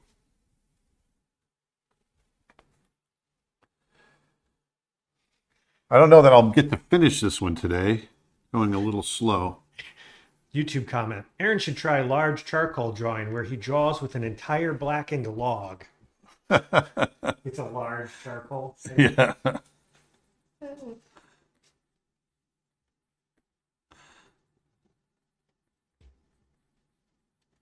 Do you want to go to Kenya or Tanzania again? Oh, of course. That's always on my list. Where did you learn to color and shade? It's so awesome. Experience. I just did it a lot, being around other artists, experimenting, seeing what works, drawing and painting from life. Those are all big things to do. When you do more things from life, you start to see real world lighting situations. That helps you figure out what'll work and what doesn't work.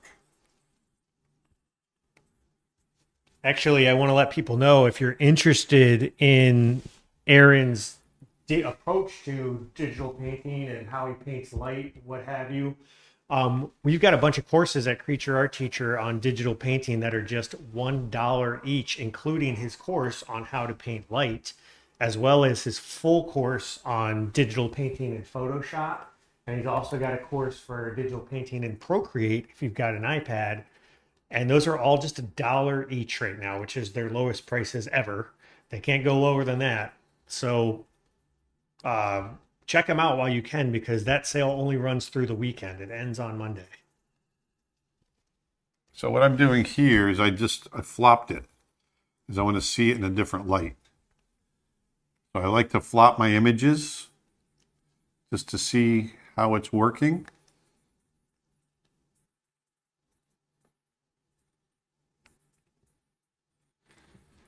YouTube comment, I'm really excited to see how you're going to approach the water, because looking at it, I don't know where I would start. Well, I'll show you.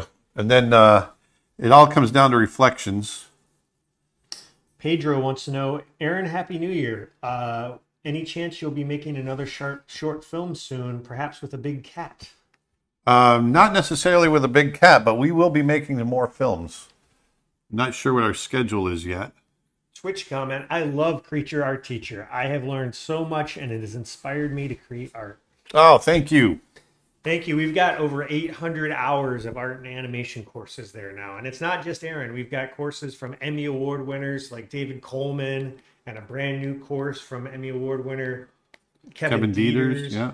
We've got Academy Award nominees. We've got directors. We've got storyboard artists. We've got producers. We've got writers. We've got all kinds of courses covering all sorts of Stuff. topics in the art. And we've got traditional art, digital art, animation, and our library is constantly growing. And if you use that promo code New Year 25, you can actually get 25% off an annual membership, which is already on sale right now anyway.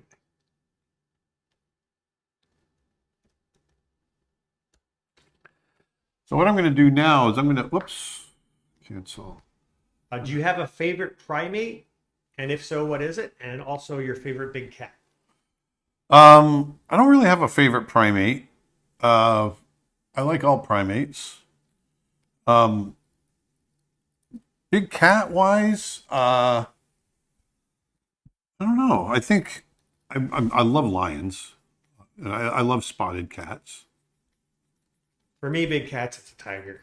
They're just something so cool ever since I was a kid. Yeah. And primates, there's just something so interesting to me about orangutans. Yeah. They're just so different looking. They got the kind of flat head and the orange fur, and it's just like The big facial flanges. that's what I mean. Yeah, when I said flat, that's yeah. They just look totally unlike anything else. It was cool when I used to go to the National Zoo in DC. They used to have what was called the O line, Yeah.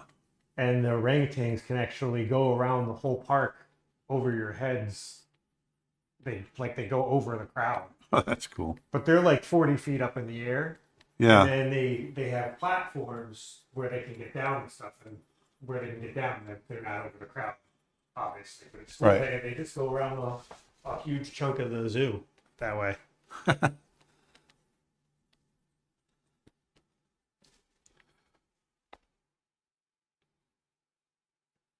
Whose idea was it to add Rut and Took, the Moose brothers, and Brother Bear? It was myself and Bruce Johnson at the time who was working on the film. He and I, we were just big fans, and Bob Walker, he came in later, but we had already kind of talked about getting Rut and Took.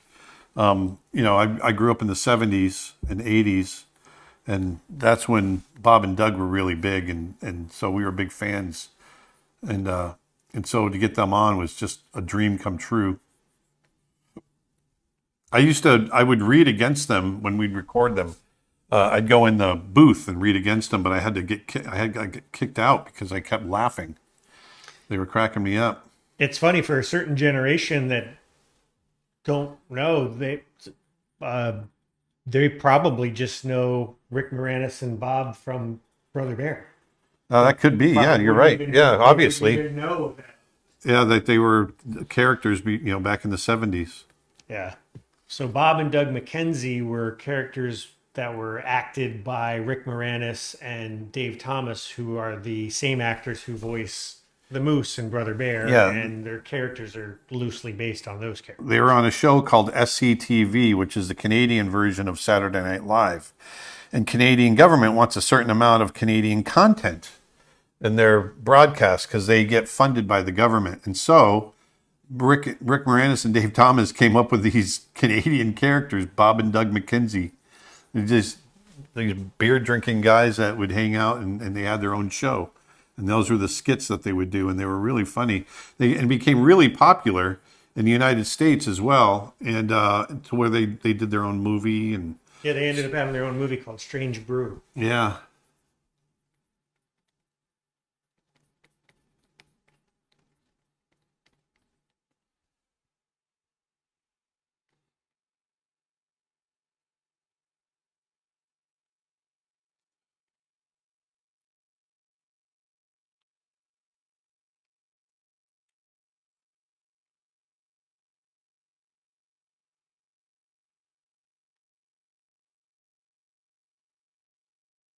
Beep on YouTube says, do you guys also have a Creature Art Teacher app where you can view all the courses you own? And I highly recommend it. It's a great way to view them. Well, thank you. We are very, very close to the Android version being done. Finally.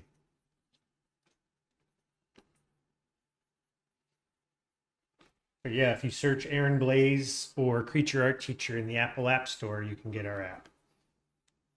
You can buy the courses through there too if you want.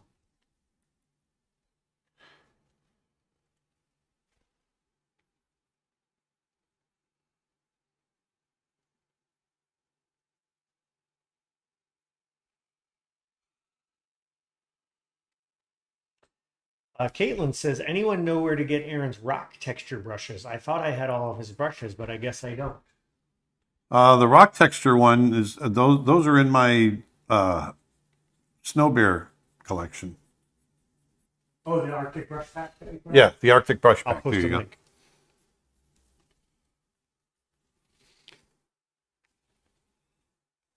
link.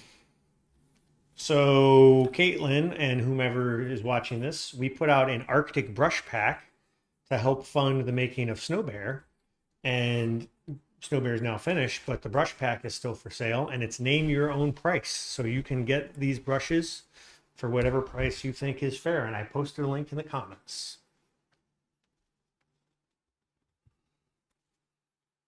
$1 million. And if you don't have the link, you can go to creatureartteacher.com/snowbrush.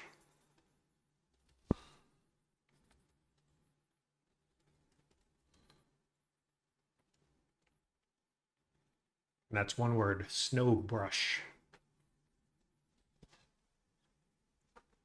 So I'm adding a little reflected light. Can I invent my own proportions for drawing humans and animals? Sure, it's going to be caricatured, but yeah, you can do whatever you want. That's your world, man.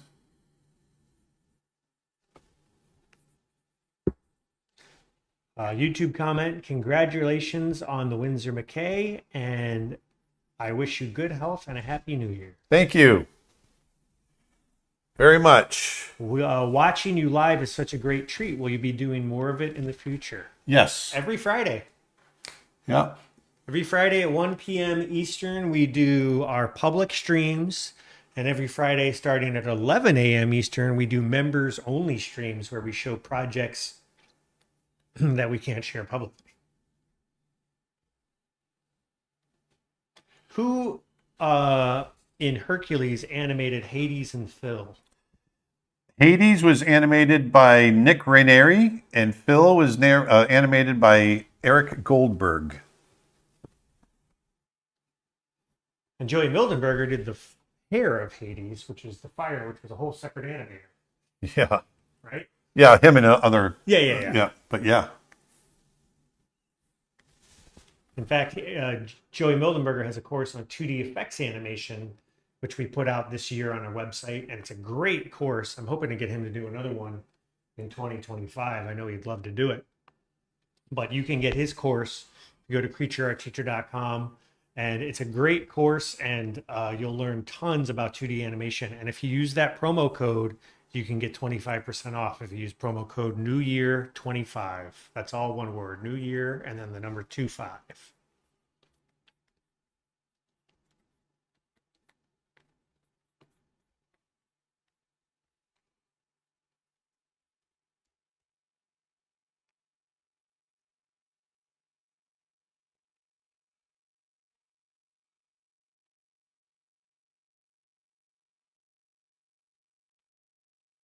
So one thing we can do, I can take this to get reflections.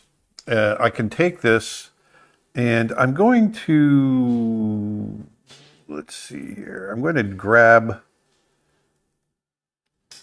Is this all the way down software here. TV Paint or Clip Studio? Aaron right now is using Photoshop. Photoshop. Yep.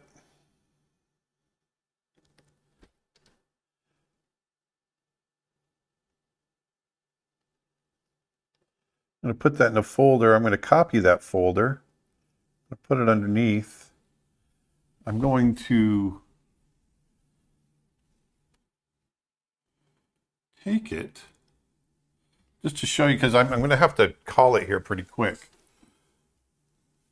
YouTube comment. I just wanted to say thank you. The principles from your website course have helped me my art more than any other art class. Oh, thank you.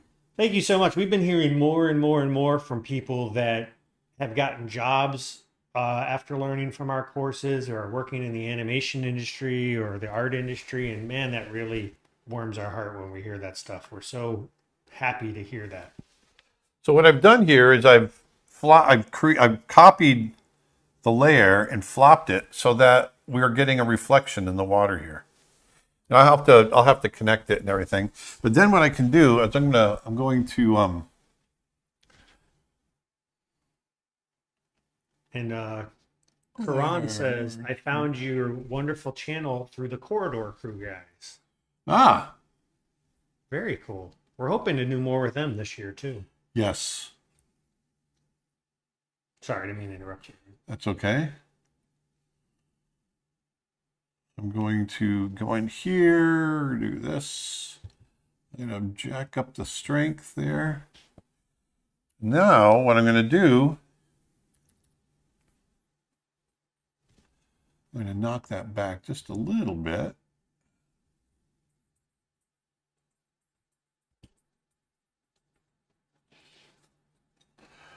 I'm just going through and distorting some of that reflection.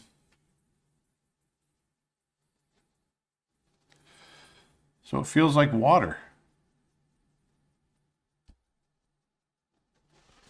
Just like so. Do the same thing with his, but I got to put color on the boy.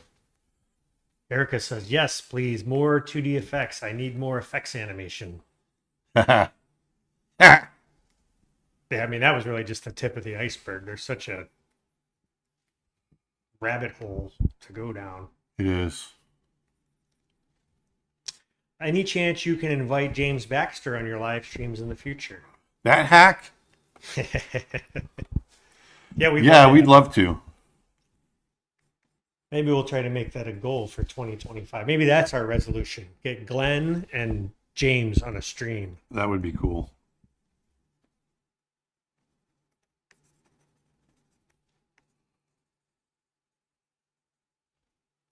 Thank you so much for the inspiration every day. Much love from Georgia, the country. Oh, I was just in your neck of the woods not too long ago. I was in Armenia. In Yerevan, right? Yep, I was in Yerevan. Yerevan, sorry. Someone actually was at that from Armenia that was at the festival said hi earlier on the chat. Oh, nice.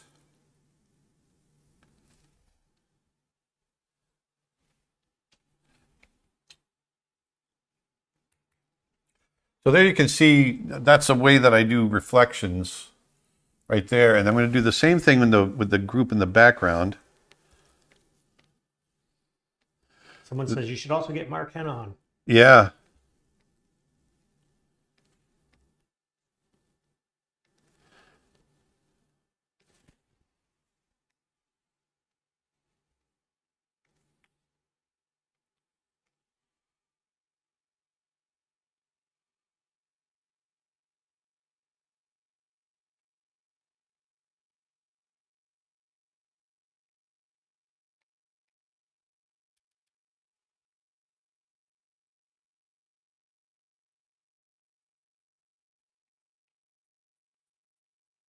By the way, if you're enjoying these streams, please hit that share, like, and subscribe buttons on whatever platform you're watching because that really does help us. And if you can share it and help us spread the word, that's hugely helpful.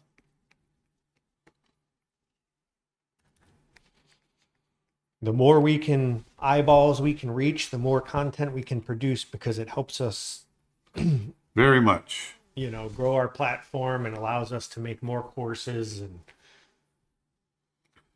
dedicate all of our time to creating content. Help us help you.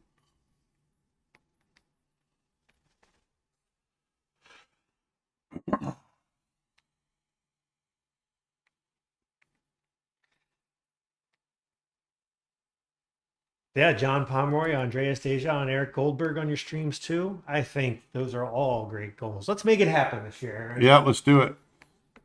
I'm all about it. We'll get those Bancroft guys on here. Those guys? Yeah, we'll do it.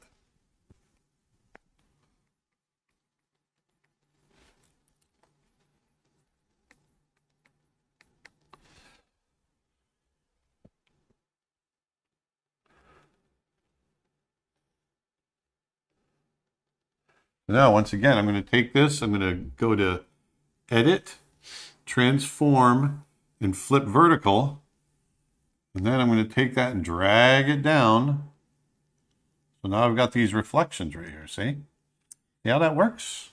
Caitlin asks, is that fellow who's speaking for Aaron related to him, or is he an animator too? Yes. Yes. Yes and yes and yes. I went to school for animation, computer animation. I went to the Ringling College of Art and Design, and used to do a bunch of like Flash animation and stuff like that, interactive web stuff. Although I'm pretty rusty these days. And then Aaron and I started as business partners, and we are now brothers-in-law because he married my wife's sister. Yep. So we're stuck. Yeah. They always say you shouldn't start a business with family, but they never say the other way around. Yeah, true. You shouldn't become family with your business partners.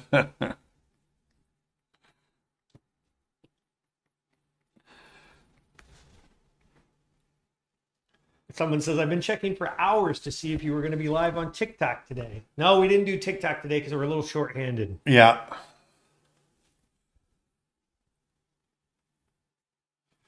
So now I'm going to go into these guys. I'm going to push these. It looks like this might be early morning lighting, or maybe I'm wrong. Yeah, that could be early morning. There's a sort of something interesting that happens. Early morning and twilight kind of have a very similar. They do, don't they? A lot of times it's because of stuff in the atmosphere. Right. I guess the shadows are going different directions, but yeah, that's about it, right? True. Actually, in Dustin's course on Introduction to Wildlife Photography, which you can get on our website at creatureartteacher.com, Dustin Blaise's course, which is one of 5 new courses we've got out now. He actually talks about that in photography, about how going out even to the same location, different times of day, you get different sort of lighting, it affects your photographs differently, different directions that the shadows are going, all kinds of stuff. Yeah.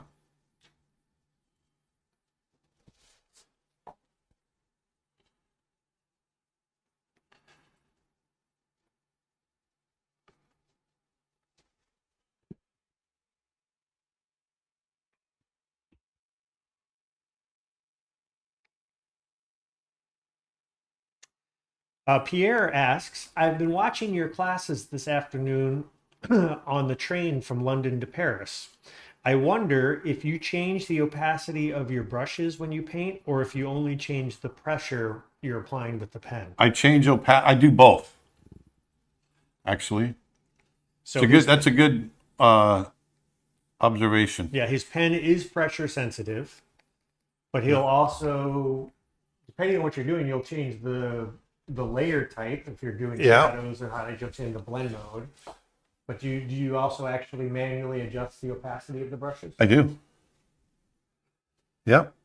What determines when you do that?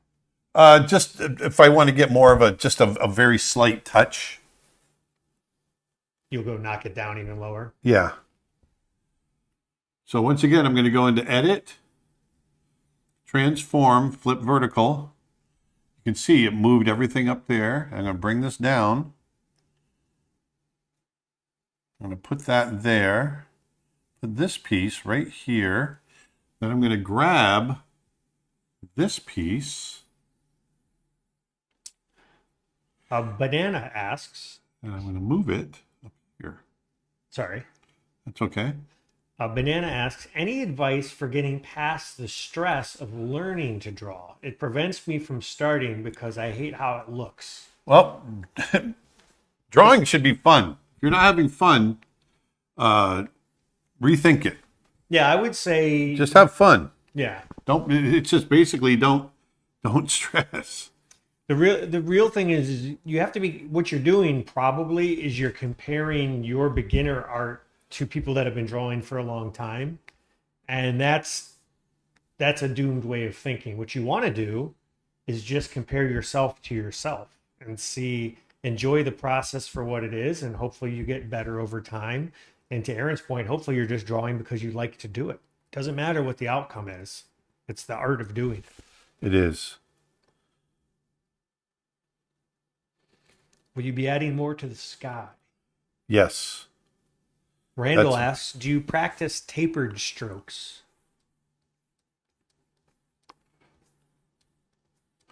Yes. No, I don't practice it. I just do it. But yes.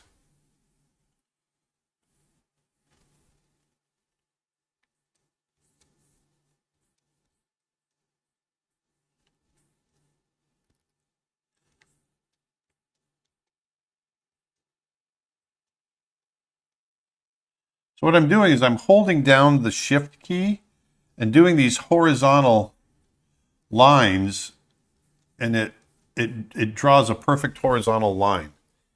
So what that's going to do is it's going to break up my reflections and make them feel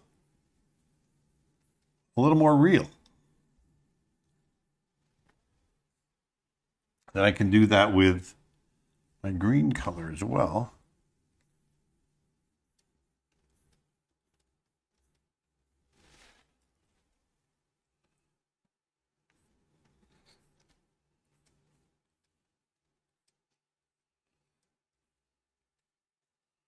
Steve just texted me and said, if you're really thinking of going to Moana, let us know. I said, no, you're not invited. Quit being presumptuous.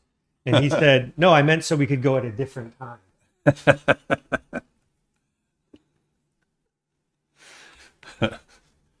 We're trying to avoid you. You don't want to accidentally show up. How do you lip sync paper animation when you can't scrub a timeline and hear the audio? It's read onto what's called an exposure sheet. And so all the dialogue is written out phonetically on what's called an exposure sheet. And that exposure sheet has each frame of film represented. And so they can write the dialogue on what frame of film the dialogue is falling on. And so as an animator, I know that on frame 37, the mouth might be making an O shape or something like that. And so that is basically how we do it. It's pretty simple. Boy. Aaron has a course on paper animation, which I just posted a link to, and you can get that for 25% off if you use that promo code New Year 25. That's New Year, one word, and the number 25. And in that course, he shows you using an exposure sheet. It was actually someone's job to make those. Yeah. They were track readers. They're called track readers. And they would literally listen to the dialogue back and forth, and then they would write down, okay, this sound falls on this frame, and that sound falls on this frame. And so they would break up every word into syllables, right? Yep. Essentially. Yep, just write it out phonetically. So then you, when you were animating Nala, for instance, would say, oh, she has to make this mouth shape at this frame. Yep.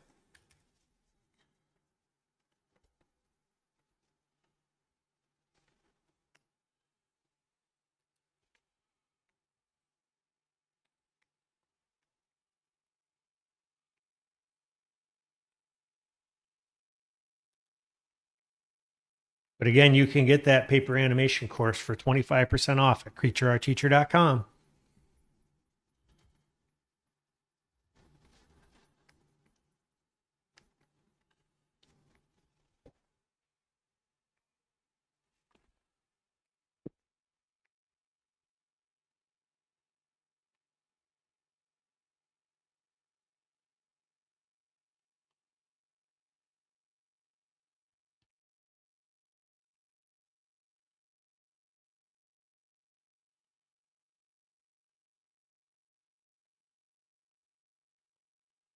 And now I've got the layers locked for these clouds. I'm just going in and kind of lightening them up.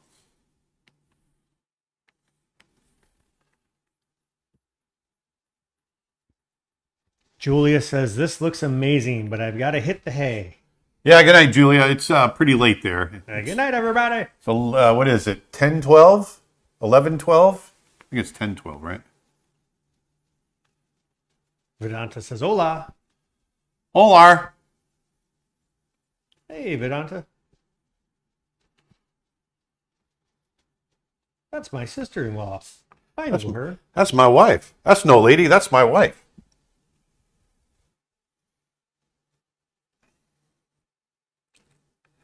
YouTube comment, now it looks like sunset. There you go. And then in the foreground, we got really one thing crazy. about Florida, we get those really beautiful pink clouds, those salmon-colored oranges and pinks with our sunsets. Yeah.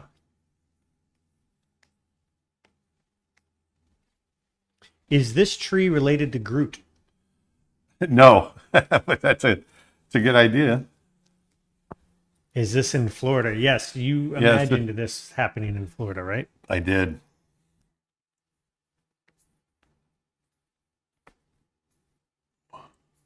Your clouds are amazingly realistic and beautiful. I should try to make clouds like this. I made these clouds with a cloud brush that I created. Which you can get on our website. Yes. Actually, but it wasn't a cloud brush. It's my wet media brush. Right. But it looks like a cloud. So I just decided, you know what? I'm going to keep that. Right, which you can get that wet media brush in Aaron's wet media pack, but he uses it a lot for... That's the funny thing about brushes is they might be designed for one thing, but they can also be used for lots of other things. You just have to get creative in how you think about them. Yeah. All of the brush sets are currently $1, and that sale ends on Monday as well.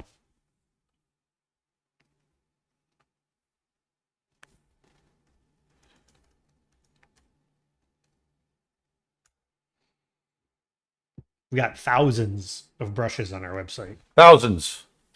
Foliage brushes, cloud brushes, artist wet texture brushes, oil paint brushes. They work in Photoshop, Procreate, Corel, Krita, Clip Studio.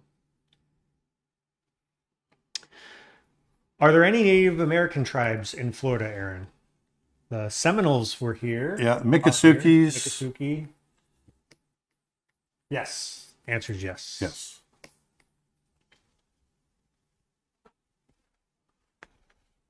You could also make cotton candy with that cloud brush.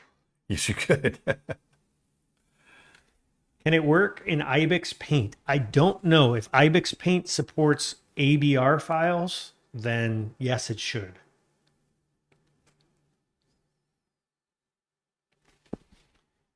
And yes, Silverdale, he has seen Wild Robot. We talked about that earlier in the stream. Loved it.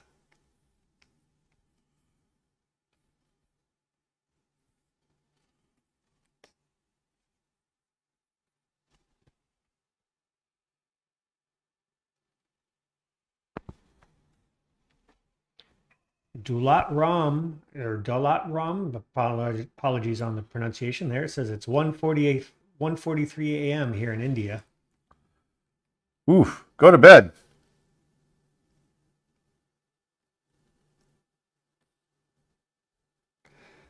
Suzanne asks, what area of the world are you in? We are in Florida.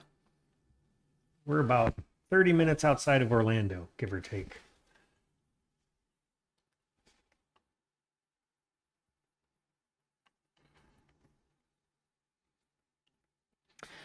Twitch question, what's the inspiration for this particular work? You know, when I was a kid growing up in South Florida, I just loved the mangrove trees. And I used to go in and play in the mangrove trees a lot. And I would walk on the roots. And, you know, one of the, they're called walking trees. The natives used to call them walking trees because they looked like they're walking. And so I just thought it would be interesting to create a creature that looks like it's kind of walking out of the forest to greet this kid out of the mangrove forest.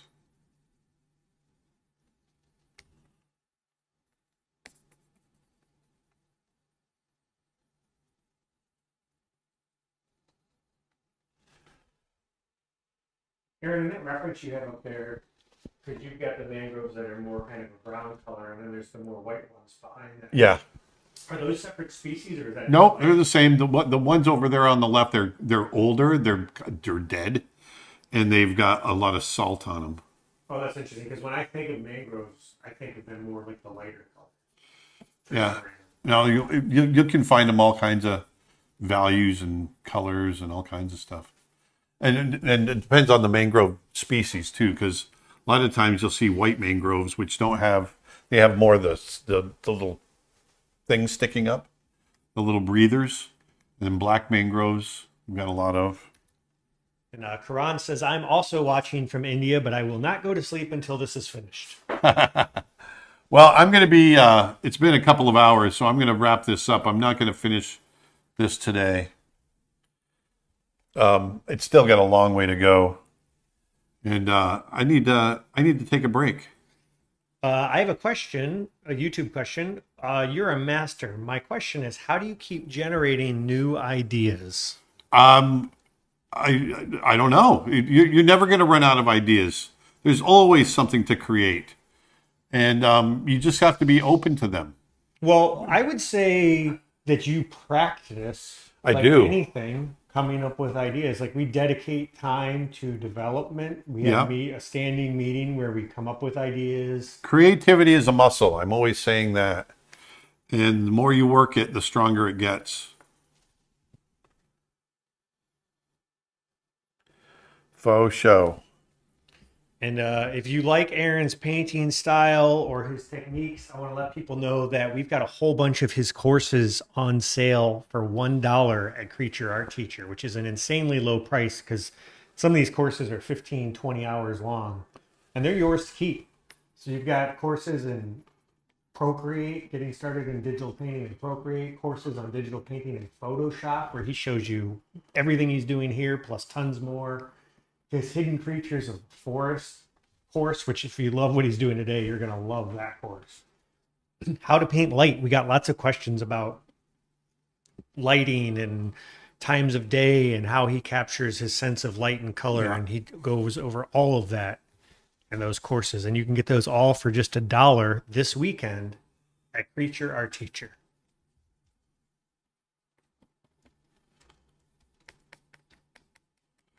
So I'm just going through and darkening some of these leaves in the background.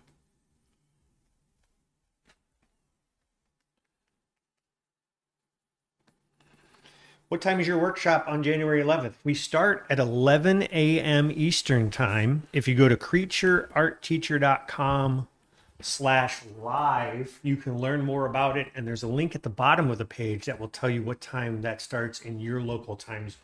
But it's 11 a.m. Eastern time. And if you go ahead and register for that class in advance, spots are limited. You can also get a replay of it when it's done if that time doesn't work out well for you.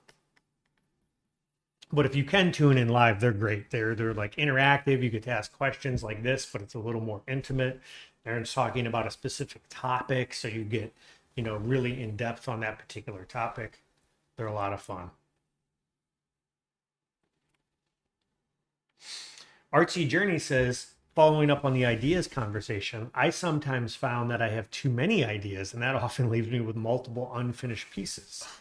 Other times, I want to take time with a piece. I'm still insecure with certain textures and ideas.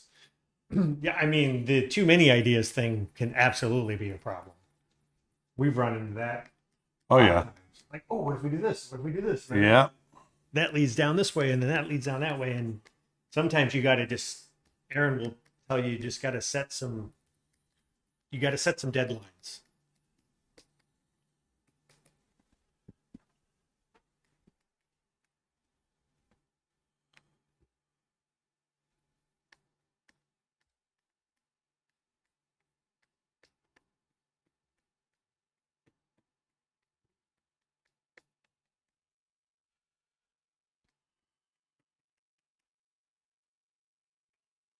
The person who followed up with the ideas, struggling with ideas, says it just seems like everything's been done. And that's what I struggle with.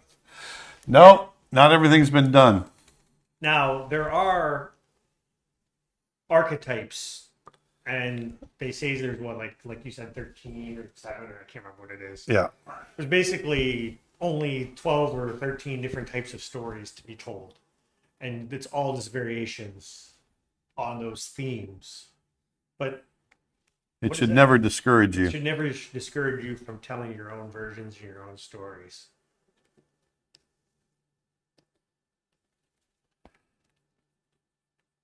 Whoops. I'm set to multiply. I don't want that. I want normal.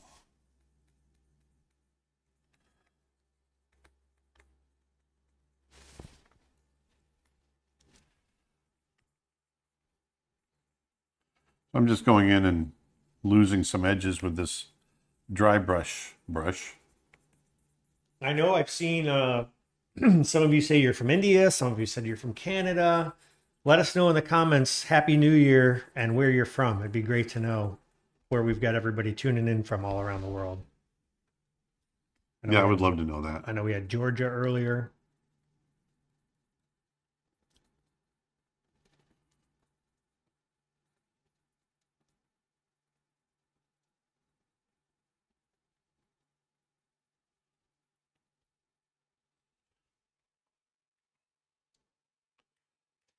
Do you prefer your line work to be as clean as possible or more rough? It depends on my mood. Sometimes I want it clean. Sometimes I don't mind it rough. Yeah, it just depends on what I'm trying to do. We've got Manchester, England. Happy New Year. Happy New Year from Texas. Surrey, Canada. Another Canada. The UK. Happy New Year from the Netherlands, says Cassie. Oh, somebody G is watching from Paris. Right on. British Columbia, Canada. Nice. We got a lot of Canadians today. Chico, California. Denmark. Latvia. Happy New Year from India. Berkshires, Massachusetts. Not far from y'all, says Chris in Tampa.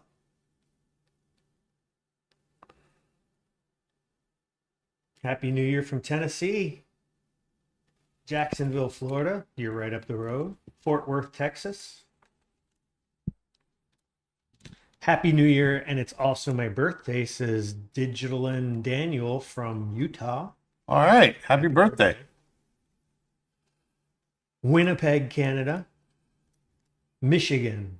Kansas City, Netherlands.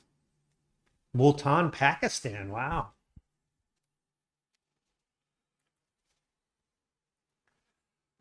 Happy New Year from France, says Max. I'd love to see Snow Bear in our theater. We hope to have it there, Max. We're hoping it's going to be at Annecy.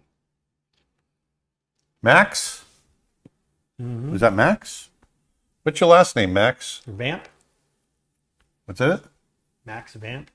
Got it. Or at least that's their YouTube handle. Happy New Year hanging out here in Kentucky. Slovakia, South Africa, Bordeaux, France, Bordeaux. Angola, Saskatchewan, Canada, Saskatoon, Saskatchewan, Canada, Brazil. Happy New Year from San Jose, California. San Josie. Anna says Happy New Year from Brazil. Well, thanks, you guys. Thanks for tuning in.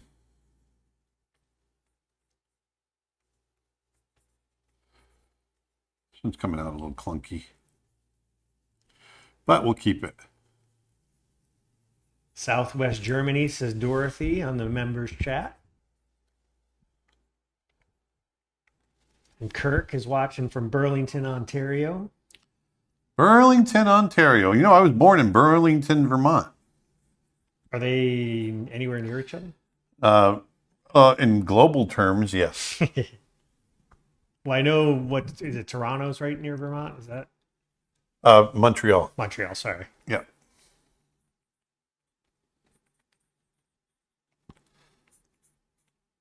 Ooh, Happy New Year from Japan. Hey, Happy New Year. Are you all in a home studio? It's hard to find affordable studio space here in Fort Worth, Texas. Yes, we are working out of my home, which is nice because I get up every morning, make a cup of coffee, and I go to my office in my home. The commute is the hardest part of the day. Yes, it is. Nick does the same thing from his home. Yeah. Happy New Year from Guatemala. Guatemala. Bayonne, France.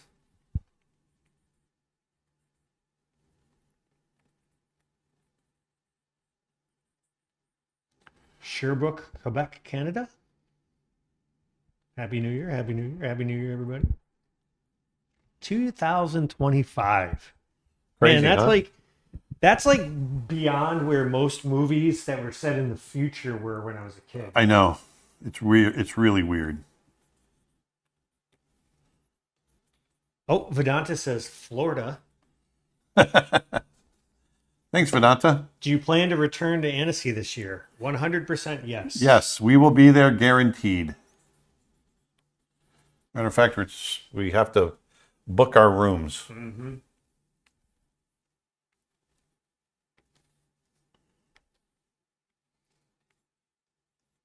YouTube comment, I left for a minute.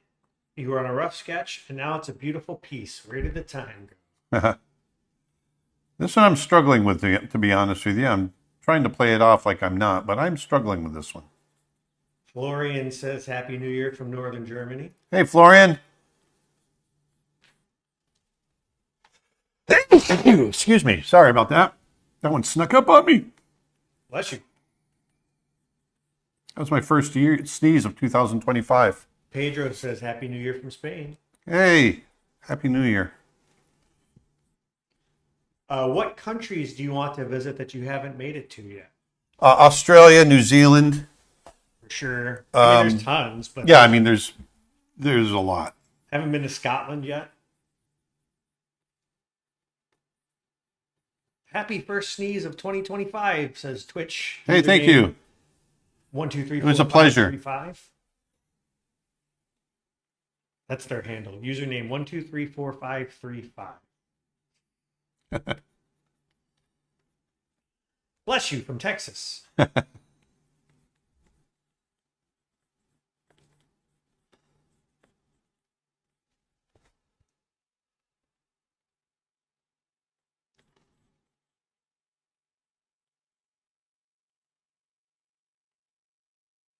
Got to get that kid painted in there at some point. Jim says you should come to Svalbard and look at the polar bears. Yeah, it's on my list, actually. That and Churchill, Manitoba. I'd like to make it to Baffin Island too, Yeah. just because that's kind of loosely where Snowbart is. Or Snow Bear. Did I say Snowbart? You did say Snowbart, but I was going to let it slide.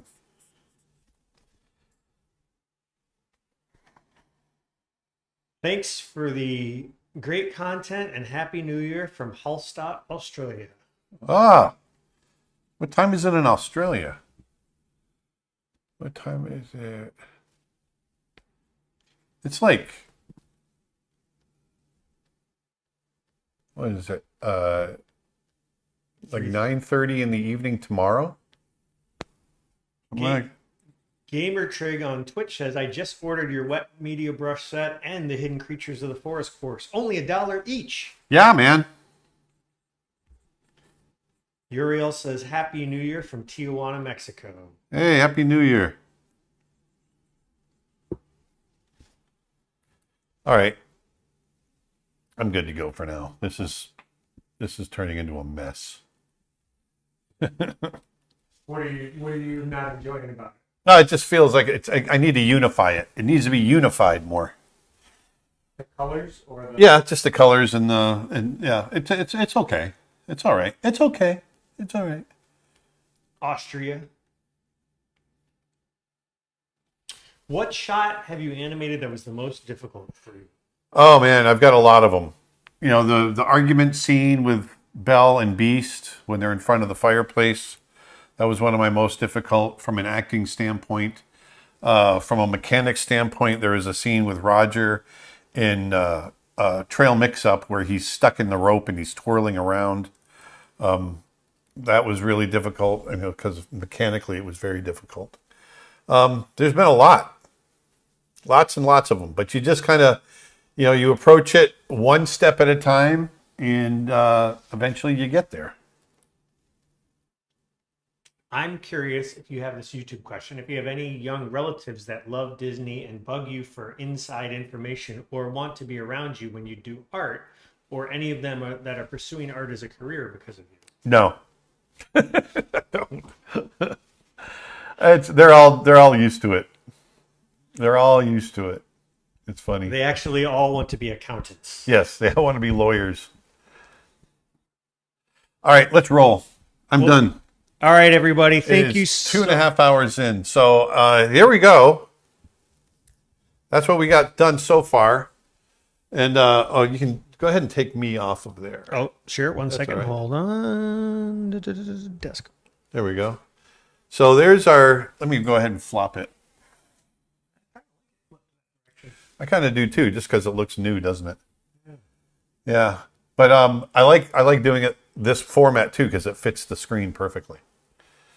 But there he is. There's me in my ratty clothes as a 14-year-old finding the mangrove tree mother. She's coming out.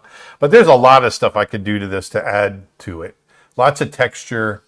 But I think there's a good basis here. There's definitely a good base. And I could go in and do a lot more with this, which I probably will. If you don't follow Aaron on social media, on Instagram and Twitter and all those, Facebook, it's Aaron Blaise Art, all one word, Aaron Blaise Art, and Threads, Aaron Blaise Art, all one word. When he finishes this, we'll be sure to post it there, and we'll show it on next Friday's live stream too, I'm sure, if he finishes it between now and then. Yes. So thanks a lot, you guys. I really enjoyed hanging out with you today. And once again, Happy New Year. I hope it's a wonderful one for you guys. We're going to be doing a lot of stuff this year, and so hopefully you'll be there for the ride with us, and we'll have a good time. We're going to create some animation. We're going to create images. We're going to teach you how to put some beauty back in the world as artists, and so I'm really looking forward to it. So without further ado, guys, have a great week. Have a great weekend, and we'll talk to you next time. Yeah, and make sure you go to creatureartteacher.com/live and sign up for our live workshop 1 week from tomorrow, because spots are limited for that. Go to creatureartteacher.com/live. And remember, this weekend, use promo code NewYear25 for 25% off courses at Creature Art Teacher. Everybody, have a great 2025. We will see you soon. Yep. See you next week. See you then.